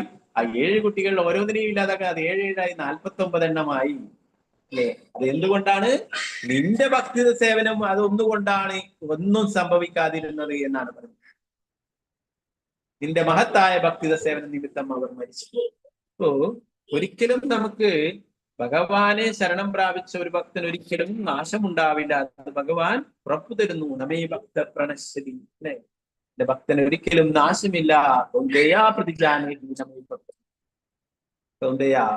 ബുദ്ധിപുത്ര, നീ ഉറക്കെ പ്രഖ്യാപിച്ചോളൂ, എന്റെ ഭക്തൻ ഒരിക്കലും നാശമില്ല. വിധി ആ സ്ത്രീ ആണെങ്കിലും കശ്യപ മുനിയുടെ ആഗ്രഹപ്രകാരം, ആ നിർദ്ദേശപ്രകാരം ഭക്തിത സേവനങ്ങൾ അനുഷ്ഠിക്കുകയാണ്, അല്ലെ? ഒരു ഗുരുവിന്റെ നിർദ്ദേശപ്രകാരം ഭക്തിത സേവനങ്ങൾ അനുഷ്ഠിക്കുകയാണെങ്കിൽ തീർച്ചയായിട്ടും നമുക്ക് ഭഗവാന്റെ കാരുണ്യം ലഭിക്കും. ഇവിടെ ആ കശ്യപ മുനി അവളുടെ ഭർത്താവ് ഗുരു തന്നെയാണ്, അല്ലെ? അവരുടെ നിർദ്ദേശം അനുസരിച്ച് ഭക്തിത സേവനങ്ങൾ. ഓക്കെ, നമുക്ക് 77-ാമത്തെ ശ്ലോകം. ശ്രീശുകവാച ഇന്ദ്രസ്ഥായാഭ്യനുജാത ശുദ്ധഭാവേന തുഷ്ടയാ മരുദ്ഭി സഹദാം നത്വാ ജഗാമാതിദിവം വൃപുഃ. ശ്രീ ശുകദേവ ഗോസ്വാമി തുടർന്നു, ഇന്ദ്രന്റെ ശ്രേഷ്ഠമായ പെരുമാറ്റത്തിൽ ദിതി അത്യന്തം സന്തുഷ്ടയായി. അതേ തുടർന്ന് ഇന്ദ്രൻ അവൾക്ക് സർവ്വ ആദരങ്ങളോടെയും പ്രണാമങ്ങൾ അർപ്പിച്ച ശേഷം അവളുടെ അനുമതിയോടെ തന്റെ സഹോദരങ്ങളായ മരുത്തുക്കളെയും കൂടി സ്വർഗീയ ലോകങ്ങളിലേക്ക് പോയി.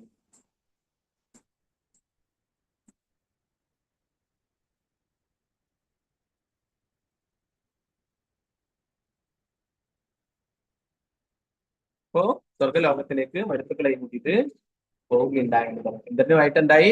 സംഘാതമായി, നല്ലതായി തീർന്നു, അല്ലെ? നേരത്തെ ശത്രുശീലായിരുന്നു ഉണ്ടായിരുന്നു. ഓക്കെ, 78-ാമത്തെ ശ്ലോകം അവസാനത്തെ ശ്ലോകമാണ്.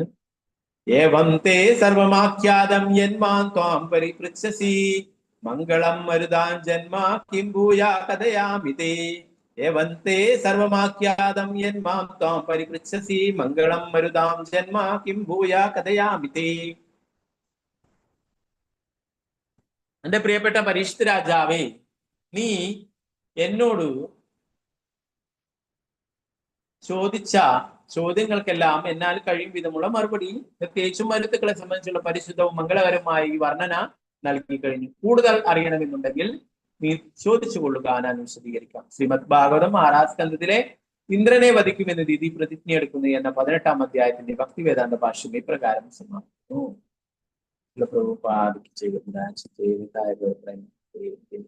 ഹരേ കൃഷ്ണ.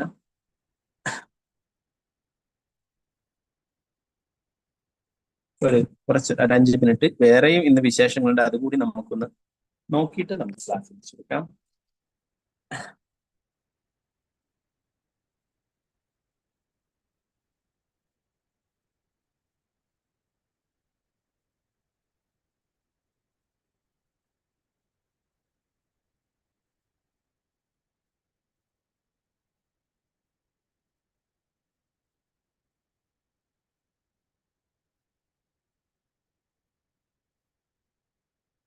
ഇന്ന് ജഗന്നാഥ ഭഗവാന്റെ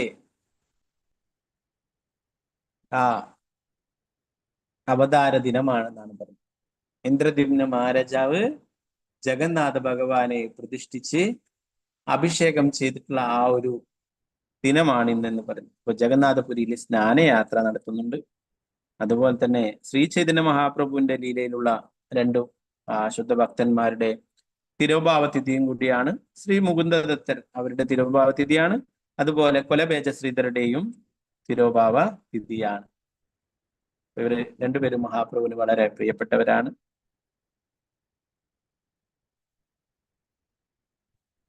അപ്പൊ അതിനെ കുറിച്ചിട്ട് നമുക്ക് ആ ലീലകളെ കുറിച്ചിട്ടൊന്ന് നോക്കിയിട്ട് വേഗം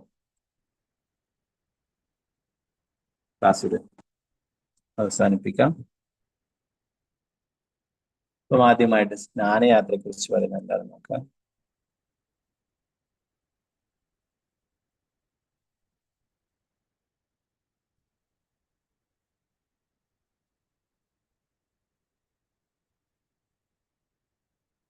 ഓക്കെ, സ്നാനപൂർണിമ. എന്താണ് സ്നാനപൂർണിമ?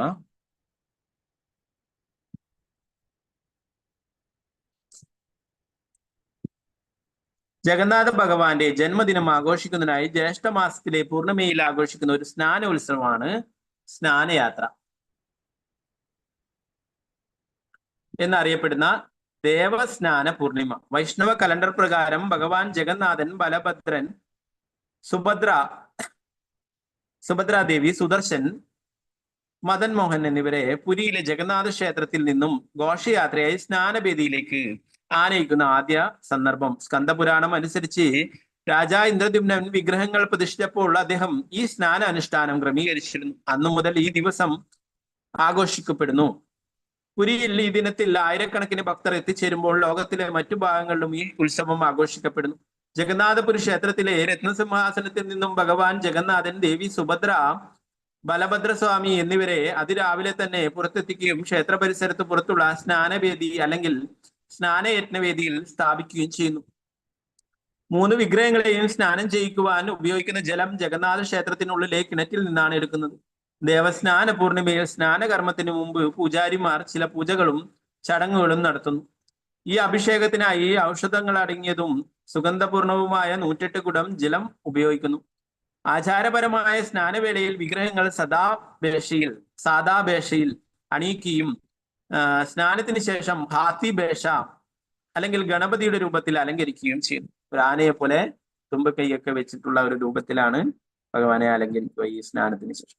രാത്രിയിൽ ഭഗവാൻ ജഗന്നാഥൻ, ബലദേവൻ, സുഭദ്രാദേവി എന്നിവർ അനസാർ ഭവനത്തിലേക്ക് വിരമിക്കുന്നു. ഈ അനസാര കാലയളവിൽ ഭക്തർക്ക് ദർശനം അനുവദിക്കുന്നില്ല. 15 ദിവസങ്ങൾക്ക് ശേഷം പ്രസിദ്ധമായ രഥയാത്രയുടെ തൊട്ടു മുമ്പുള്ള ദിവസം പൊതുജനങ്ങൾക്കായി ദർശനത്തിനായി തുറക്കുകയും ചെയ്യുന്നു. ദേവസ്നാന പൂർണിമയിൽ ഭഗവാനെ ദർശിക്കുന്നതിലൂടെ ഭക്തർ അവരുടെ എല്ലാ പാപങ്ങളിൽ നിന്നും സ്വയം മോചിതരാകുകയും സന്തോഷകരമായ ജീവിതം നയിക്കുകയും ചെയ്യുന്നു.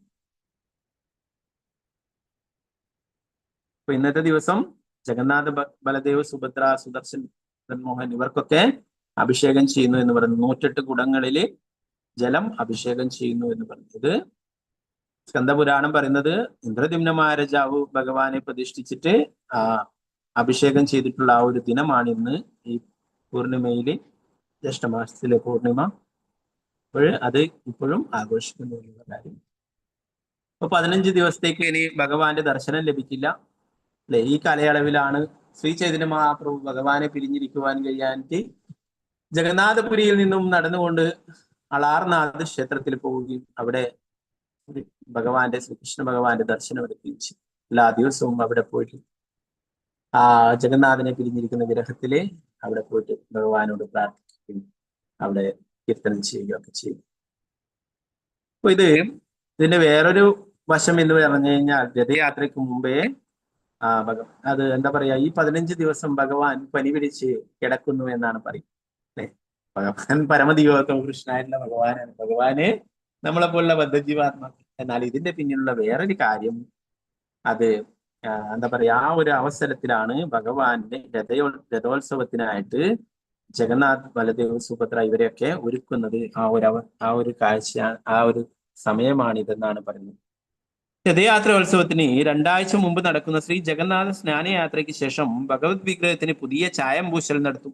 ഇത് പൂർത്തിയാക്കാൻ 2 ആഴ്ചയോളം സമയമെടുക്കും. ഈ കാലയളവിനെ അനവസരം എന്ന് വിളിക്കുന്നു. ജഗന്നാഥ ഭഗവാനെ കാണാൻ നിത്യവും ക്ഷേത്രത്തിലെത്തുന്ന ധാരാളം ആളുകളുണ്ട്.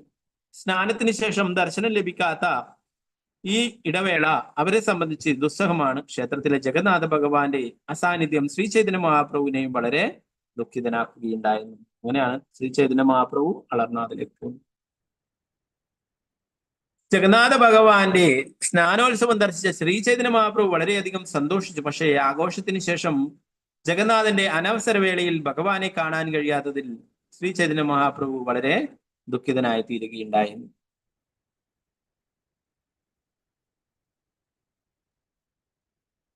അപ്പൊ അതുപോലെ തന്നെ ഭഗവാന്റെ ശുദ്ധഭക്തന്മാരായിരിക്കുന്ന കൊലബേജ ശ്രീധരന്റെയും അവരുടെ 2 പേരുടെ തിരോധാന, മുകുന്ദദത്തന്റെയും കൊലബേജ ശ്രീധരന്റെയും തിരോഭാവ തിഥിയാണ്. ആ ഒരു കാര്യം കൂടി നമുക്ക് നോക്കിയിട്ട് പോവാം. ഭഗവാന് പ്രിയപ്പെട്ടതാണ് ഭഗവാന്റെ ഭക്തന്മാരെ കുറിച്ചുള്ള കാര്യങ്ങൾ പറയുന്നത് അല്ലെ? ശ്രീ ചൈതന്യ മഹാപ്രഭു അത്രയും പ്രിയപ്പെട്ടവരാണ്. മുകുന്ദദത്തനെ കുറിച്ച് പറയുന്നു. ശ്രീ മുകുന്ദദത്തൻ പടിയ പോലീസ് സ്റ്റേഷൻ പരിധിയിലുള്ള ചട്ടഗ്രാമ ജില്ലയിലെ ജഗന്നാഥിനെ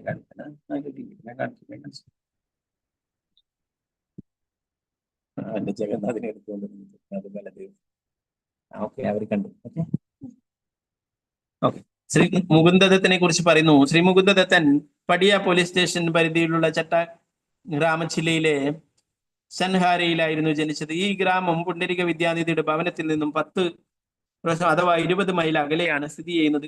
ഗൗരഗണദേശ ദീപികയിൽ പറയുന്നു, പ്രജസ്ഥിതോ ഗായകോയോ മധുകണ്ഠ മധുവ്രതോ മുകുന്ദ വാസുദേവേതോ ദത്തോ ഗൗരംഗ ഗായകവും.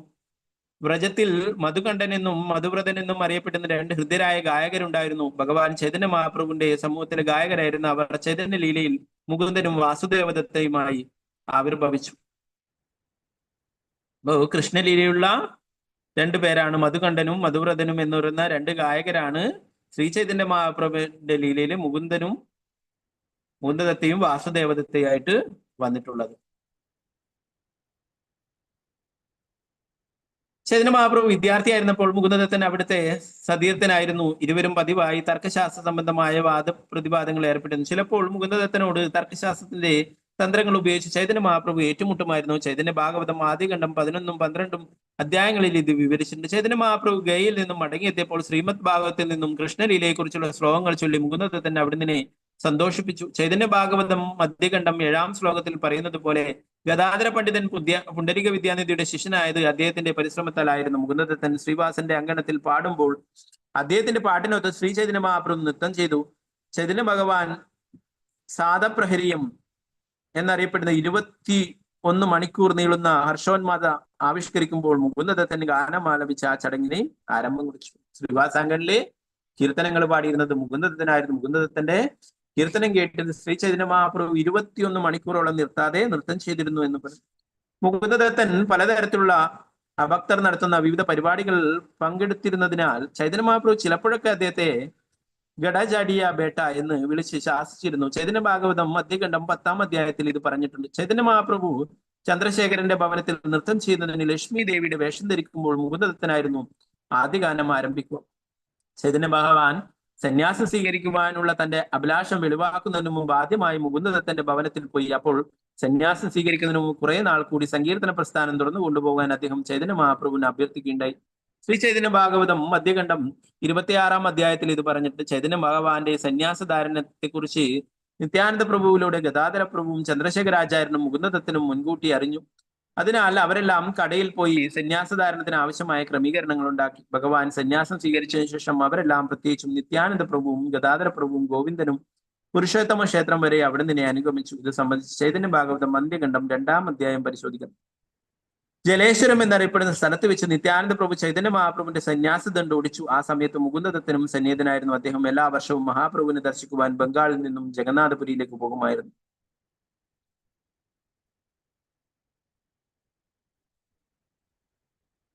മുകുന്ദദത്തൻ മായാവാദി വ്യക്തിഗതവാദികളുമായി സംഘം പുലർത്തിയതിനാൽ ഒരിക്കൽ അദ്ദേഹത്തിന്റെ ശ്രീ ചൈതന്യ മഹാപ്രഭുവിന്റെ സത്സംഗത്തിൽ നിന്നും പ്രവേശനം നിഷേധിക്കേണ്ട മഹാപ്രഭു തന്റെ മഹാപ്രകാശം പ്രത്യക്ഷമാക്കിയപ്പോൾ അവിടുന്ന് ഭക്തന്മാരെ ഒന്നിനു പുറകെ ഒന്നായി വിളിച്ച് അനുഗ്രഹിച്ചു കൊണ്ടിരുന്നു. മുകുന്ദദത്തൻ വെളിയിൽ കാത്തു നിൽക്കുന്നതായി ഭക്തന്മാർ ഭഗവാനെ അറിയിച്ചു.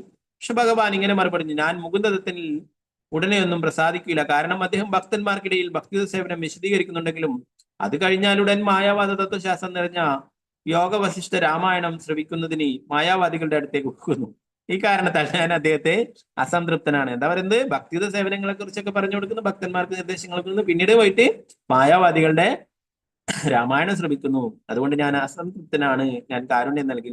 ഇത് കേട്ട് വെളിയിൽ നിൽക്കുകയായിരുന്നു മുകുന്ദദത്തൻ. മഹാപ്രഭു ഇപ്പോൾ തന്നിൽ അസന്തുഷ്ടനാണെങ്കിലും പിന്നീട് സംതൃപ്തനാകുമെന്ന് ചിന്തിച്ച് അത്യന്തം ആഹ്ലാദചിത്തനായി. പക്ഷെ മുകുന്ദദത്തൻ സ്വന്തം നന്മയ്ക്ക് വേണ്ടി മായാവാദികളുമായുള്ള സഹവാസം ഉപേക്ഷിക്കുവാൻ പോകുന്നു എന്നറിഞ്ഞ മഹാപ്രഭു സംതൃപ്തനാവുകയും അപ്പോൾ തന്നെ മുകുന്ദദത്തനെ വിളിക്കുകയും ചെയ്തു. അപ്രകാരം അവിടുന്ന് അദ്ദേഹത്തിന്റെ മായാവാദികളുടെ സഹവാസത്തിൽ നിന്നും മോചിപ്പിക്കുകയും പരിശുദ്ധ ഭക്തന്മാരുടെ സഹവാസം നൽകി അനുഗ്രഹിക്കുകയും ചെയ്തു.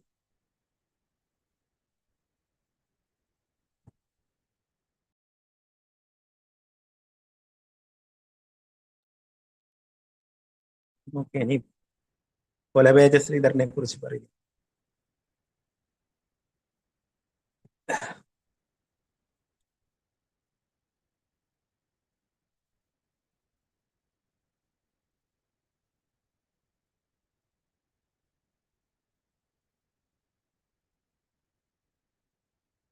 ഓക്കെ, അപ്പൊ കൊലവേജ ശ്രീധരൻ എന്ന് പറയുന്നത് ഭഗവാന് പ്രിയപ്പെട്ടിട്ടുള്ള ഭക്തനാണ്. പരമാനന്ദനായ ഭഗവാനെ ഭക്തി കൊണ്ട് നേടാം. ഭക്തിയാമാമ വിശാനാദി. ഭക്തിയും പരമദിവോത്തമൃഷ്ണനായ ഭഗവാനെ സേവിക്കുവാനുള്ള ഇച്ഛയും മാത്രമാണ് യഥാർത്ഥ യോഗ്യതകൾ. ഈശ്വരന്റെ ഹൃദയപൂർവമായ താല്പര്യം ലഭിക്കുന്നതിനുള്ള മൂല്യം, അത് നേടുന്നതിനുള്ള ഒരുവന്റെ ആത്മാർത്ഥമായ ആകാംക്ഷ, ലൗല്യം ഏകം മൂല്യം മാത്രമാണെന്ന് രൂപഗോസ്വാമിയും പറഞ്ഞിട്ടുണ്ട്. ചൈതന്യ ഭാഗവത്തിൽ ഇത് പറഞ്ഞിട്ടുണ്ട്. കൊലവേജ സേവകേര ദേഖ ഭാഗ്യസീമ ബ്രഹ്മ ശിവ കാന്തേയാര ദേക്കിയ മഹിമ ദാനെ ജനെ പാണ്ഡിത്യ കൃഷ്ണനെ ഹിപ്പായി കേവല ഭക്തിരവശ ചൈതന്യ ഗോസായി. ഭക്തനായ കൊലവേജന്റെ മഹാസൗഭാഗ്യം നോക്കുക. ബ്രഹ്മദേവനും മഹാദേവനും അദ്ദേഹത്തിന്റെ മഹത്വം കണ്ട് കണ്ണുനീർ വാർത്തു. സമ്പത്തും അനുയായികളും ജ്ഞാനവും എത്രയധികം ഉണ്ടായാലും ഒരുവന് കൃഷ്ണനെ പ്രാപിക്കാനാവില്ല. ശ്രീ ചൈതന്യ മഹാപ്രഭുവിനെ പരിശുദ്ധമായ ഭക്തി കൊണ്ട് മാത്രമേ നിയന്ത്രിക്കാൻ കഴിയൂ. ശ്രീ ചൈതന്യ മഹാപ്രഭുവിന് ഭക്തി കൊണ്ട് മാത്രമേ നേടാനായിട്ട് കഴിയൂ. ശ്രീ ചൈതന്യ മഹാപ്രഭുവിന് കൊലവേജ ശ്രീധരൻ എന്നു പേരുള്ള ഒരു ആത്മാർത്ഥ ഭക്തനുണ്ടായിരുന്നു. നേന്ത്രവാഴയുടെ പോളകൾ കൊണ്ട് നിർമ്മിച്ച കലങ്ങൾ വിൽക്കുകയായിരുന്നു അവന്റെ ഏക തൊഴിൽ. എത്ര വരുമാനം കിട്ടിയാലും അതിന്റെ നേർപകുതി ഗംഗാമാതാവിനെ ആരാധിക്കുവാൻ ഉപയോഗിച്ചിരുന്നു. അവൻ ബാക്കി കൊണ്ട് ജീവിത ആവശ്യങ്ങൾ നിർവഹിച്ചിരുന്നു. വളരെ പാവപ്പെട്ടവനായിരുന്നു അദ്ദേഹം. പൊട്ടിപ്പൊളിഞ്ഞ് ദ്വാരങ്ങൾ വീണ മേൽക്കൂരയുള്ള ഒരു കുടിലാണ് ജീവിച്ചത്. ഓട്ടുപാത്രങ്ങൾ വാങ്ങാൻ നിവൃത്തിയില്ലാതിനാൽ അദ്ദേഹം ഇരുമ്പ് കലത്തിൽ വെള്ളം ശേഖരിച്ചാണ് പാനം ചെയ്തത്. എന്നിരുന്നാലും അദ്ദേഹം ഭഗവാൻ ശ്രീ ചൈതന്യ മഹാപ്രഭുവിന്റെ ഒരു മഹാഭക്തനായിരുന്നു. ഭൗതിക സ്വത്തുക്കളില്ലാത്ത ഒരു പാവപ്പെട്ട മനുഷ്യന് ഭഗവാന്റെ ഏറ്റവും ശ്രേഷ്ഠനായ ഭക്തനായി തീരാൻ എങ്ങനെ കഴിയുമെന്നതിന് പ്രത്യേക ഉദാഹരണമാണ് അദ്ദേഹം. ഒരുവന് കൃഷ്ണ ഭഗവാന്റെ അല്ലെങ്കിൽ ശ്രീ ചൈതന്യ മഹാപ്രഭുവിന്റെ പങ്കജപാദങ്ങളിൽ ഭൗതിക ഐശ്വര്യങ്ങളിലൂടെ ശരണം പ്രാപിക്കുവാൻ കഴിയില്ലെന്ന് രത്നച്ചുരുക്കം. ആ ശരണം പരിശുദ്ധമായ ഭക്തി സേവനത്തിലൂടെ മാത്രമേ നേടാൻ കഴിയുള്ളൂ. അന്യാഭിലാഷിത ശൂന്യം ജ്ഞാനകർമാദി അനാവൃതം ആനുകൂല്യേന കൃഷ്ണാനുശീലനം ഭക്തിരുത്തം. ഒരുവൻ പരമോന്നതനായ ഭഗവാൻ കൃഷ്ണന് ഹൃദയപൂർവമായും ഭൗതിക നേട്ടങ്ങളോ ഫലകാംക്ഷാ കർമ്മങ്ങളോ തത്വശാസ്ത്രപരമായ അഭ്യൂഹങ്ങളിലൂടെയോ നേട്ടങ്ങളോ ആഗ്രഹിക്കാതെ അതീന്ദ്രിയ പ്രേമസേവനം അനുഷ്ഠിക്കണം. ഇതിനെ പരിശുദ്ധ ഭക്തി സേവനം എന്ന് വിളിക്കുന്നു. ശ്രീമദ് ഭാഗവത്തില് അതിനെക്കുറിച്ച് പല സ്ഥലങ്ങളിലും പ്രഭുപാദർ വിവരിക്കുന്നുണ്ട് കൊലവേജ ശ്രീധരനെ കുറിച്ചിട്ട്.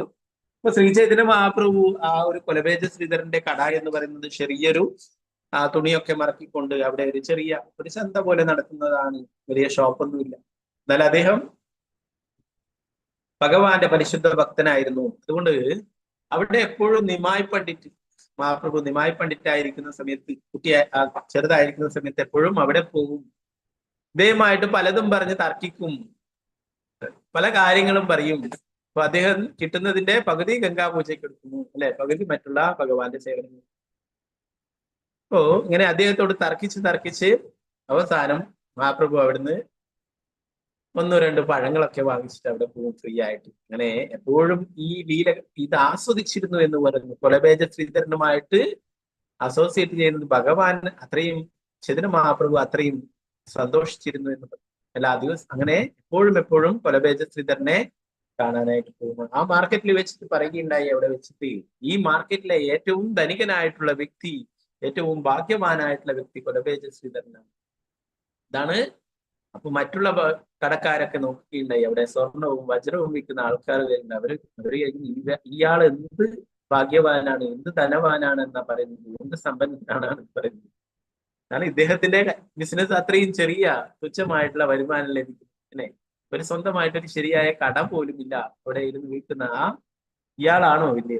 എന്തുകൊണ്ടാണ് അങ്ങനെ പറയുന്നത്?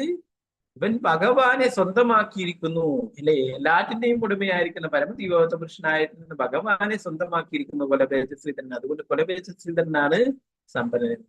ശ്രീ ചൈതന്യ മഹാപ്രഭു കൊലവേജ ശ്രീധരൻ എന്ന് പറയുന്നുണ്ടായി, നിങ്ങൾ കാണുന്ന പോലെയല്ല, ഇവന്റെ സമ്പത്തൊക്കെ ഇവൻ വീട്ടിൽ കൊണ്ടുപോയി ഒളിപ്പിച്ചു വെച്ചിട്ടാണുള്ളത്.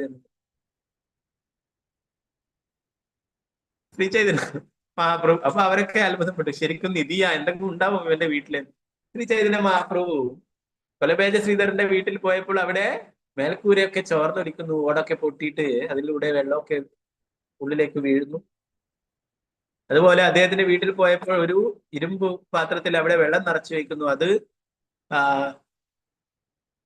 കോരി കുടിക്കുവാനായിട്ട് അവിടെ ഒരു പൊട്ടിയ കലത്തിന്റെ കഷ്ണം, ചട്ടികളുടെ കഷ്ണങ്ങളൊക്കെ, മൺകലത്തിന്റെ കഷ്ണങ്ങളൊക്കെ അവിടെ വെച്ചിരിക്കും. അതുകൊണ്ടാണ് വെള്ളം. അദ്ദേഹം ധരിച്ചിരിക്കുന്ന വസ്ത്രങ്ങളിലൊക്കെ ദ്വാരങ്ങൾ വീഴും. ശ്രീ ചൈതന്യ മഹാപ്രഭു ചോദിച്ചു, നീ ഭഗവാന്റെ വലിയ ഭക്തനല്ലേ, നീ എന്തുകൊണ്ടാണ് നീ ഭഗവാനോട് ഭൗതിക ഐശ്വര്യങ്ങളൊന്നും ചോദിക്കാതെ നിന്റെ ഈ വീടൊക്കെ ശരിയാക്കണം, നിനക്ക് നല്ല രീതിയിൽ ബിസിനസ് ചെയ്യണം, നിനക്ക് ഭക്ഷണം കഴിക്കാൻ, തിന്നാനും കുടിക്കാനും ഒക്കെ നല്ല ഉറങ്ങാനൊക്കെ സൗകര്യങ്ങൾ വേണം, നിനക്ക് നല്ല വസ്ത്രങ്ങൾ വേണം, ഇതൊന്നും നിനക്ക് ഭഗവാനോട് പ്രാർത്ഥിച്ചുകൂടെ എന്ന് ചോദിച്ചു. കൊലവേജ ശ്രീധരൻ മഹാപ്രഭുവിനോട് പറഞ്ഞു. എത്രയോ പക്ഷികൾ താമസിക്കുന്നു മരത്തിൽ, അവരൊക്കെ മഴയും വെയിലും ഒക്കെ കൊണ്ടിട്ടാണ് ജീവിക്കുന്നത്, അവര് ജീവിക്കുന്നില്ലേ? നഗ്നത മറക്കുവാനാണ് വസ്ത്രം, ഞാൻ എന്റെ മറക്കപ്പെടേണ്ട ഭാഗങ്ങൾ ശരിയായ രീതിയിൽ മറച്ചിരിക്കുന്നു. അപ്പൊ അങ്ങനെ എല്ലാറ്റിനും അദ്ദേഹം മറുപടി പറയുകയുണ്ടായി. അതിൽ അദ്ദേഹം ഉള്ളത് കൊണ്ട് അദ്ദേഹം സംതൃപ്തനായിരുന്നു. നീ എന്തുകൊണ്ടാണ് ഭഗവാനോട് ഇങ്ങനെ, നീ ഭക്തനല്ലേ, ഭഗവാനോട് ചോദിച്ചത് നിനക്ക് ലഭിക്കും, നീ എന്തുകൊണ്ടാണ്? കൊലവേജ ശ്രീധരൻ പറഞ്ഞു, ഞാൻ ഇതിൽ സംതൃപ്തനാണ്, എനിക്കൊന്നും വേണ്ട, എനിക്ക് ഭഗവാന്റെ ഭക്തിയുത സേവനങ്ങൾ ചെയ്താൽ മതി. കൊലവേജ ശ്രീധരൻ പറയുകയുണ്ടായി, മഹാപ്രഭു, ഇനിയൊരു ജന്മം കൂടി ഉണ്ടെങ്കിൽ എനിക്ക് അങ്ങയുമായിട്ട് അസോസിയേറ്റ് ചെയ്താൽ മതി, അങ്ങയുടെ ഭക്തനായിട്ട് അങ്ങയുമായിട്ട് എപ്പോഴും ഈ ചെയ്തിട്ടുള്ള പോലെ തന്നെ ഞാൻ അടുത്ത ജന്മത്തിലും ഒരു എനിക്കൊരു ജന്മമുണ്ടെങ്കിൽ അതിൽ ഞാൻ ഈ കൊലവേജ ശ്രീധരനായിട്ട് തന്നെ ജനിച്ചാൽ മതി, എനിക്ക് അങ്ങയെ കാണാനും അങ്ങയുമായിട്ട് സംസാരിക്കാനും സാധിച്ചാൽ മതി, ഇതാണ് എന്റെ ആഗ്രഹം എന്ന് പറഞ്ഞു. അവസാനം അദ്ദേഹം ഭഗവാന്റെ അടുത്തേക്ക് തിരിച്ചു പോകുന്ന ആ അവസരത്തിൽ ശ്രീ ചൈതന്യ മഹാപ്രഭു തന്റെ അദ്ദേഹത്തോട് ചോദിക്കുകയുണ്ടായി. അദ്ദേഹത്തെ കാണാനായിട്ട് മഹാപ്രഭു പോവുകയുണ്ടായി. അദ്ദേഹം കൊലവേജ ശ്രീധരൻ പറയുകയുണ്ടായി, അങ്ങയുടെ ആ യഥാർത്ഥ രൂപം എനിക്കൊരിക്കൽ ദർശിക്കണം എന്ന് പറഞ്ഞുകൊണ്ട് ആ മഹാപ്രഭു അദ്ദേഹത്തിന് ചതുർഭുജ രൂപത്തിൽ ദർശനം നൽകുകയും അദ്ദേഹം മഹാപ്രഭു കാണിച്ചു കൊടുത്തിട്ടുള്ള ആ വിഷ്ണുവിന്റെ രൂപം സ്മരിച്ചുകൊണ്ട് അദ്ദേഹം തിരിച്ചു ഭഗവാന്റെ അടുത്തേക്ക് പോകും. അപ്പൊ എന്താണ് ഭഗവാൻ നേരിട്ട് ചോദിച്ചിട്ട് എന്താ പറയുന്നത്? എനിക്കിങ്ങനെ മതി, ഇതിൽ സംതൃപ്തനാണ്. അതാണൊരു ഭക്തന്റെ ലക്ഷണം. ഭഗവാന് പ്രിയപ്പെട്ട ഭക്തനാണ് കൊലവേജ ശ്രീധരൻ. അപ്പൊ നമ്മളിത് അങ്ങനെ പറയാതെ പോയി കഴിഞ്ഞാൽ അത് ഭഗവാൻ അത്ര സന്തോഷമുള്ള കാര്യമല്ല. ഭഗവാന് സന്തോഷമാണ് ഭഗവാന്റെ ഭക്തന്മാരെ കുറിച്ച് പറയുന്നത്.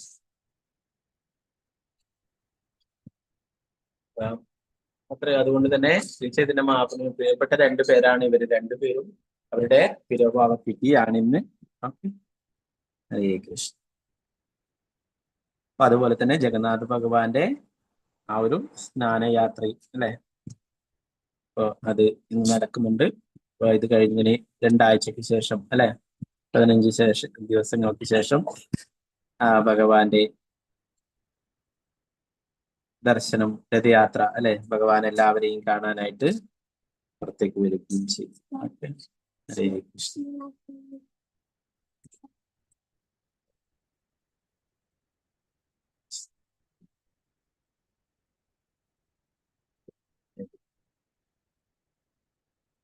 ഓക്കെ, അപ്പൊ കുറച്ച് സമയം കൂടുതൽ എടുത്തപ്പോ ഇങ്ങനെ വിശേഷങ്ങൾ ഉള്ളത് കൊണ്ടാണ് അങ്ങനെ എടുത്തത്. ഓക്കെ, എല്ലാവർക്കും നന്ദി. ഹരേ കൃഷ്ണ. ശ്രീമദ് ഭാഗവതം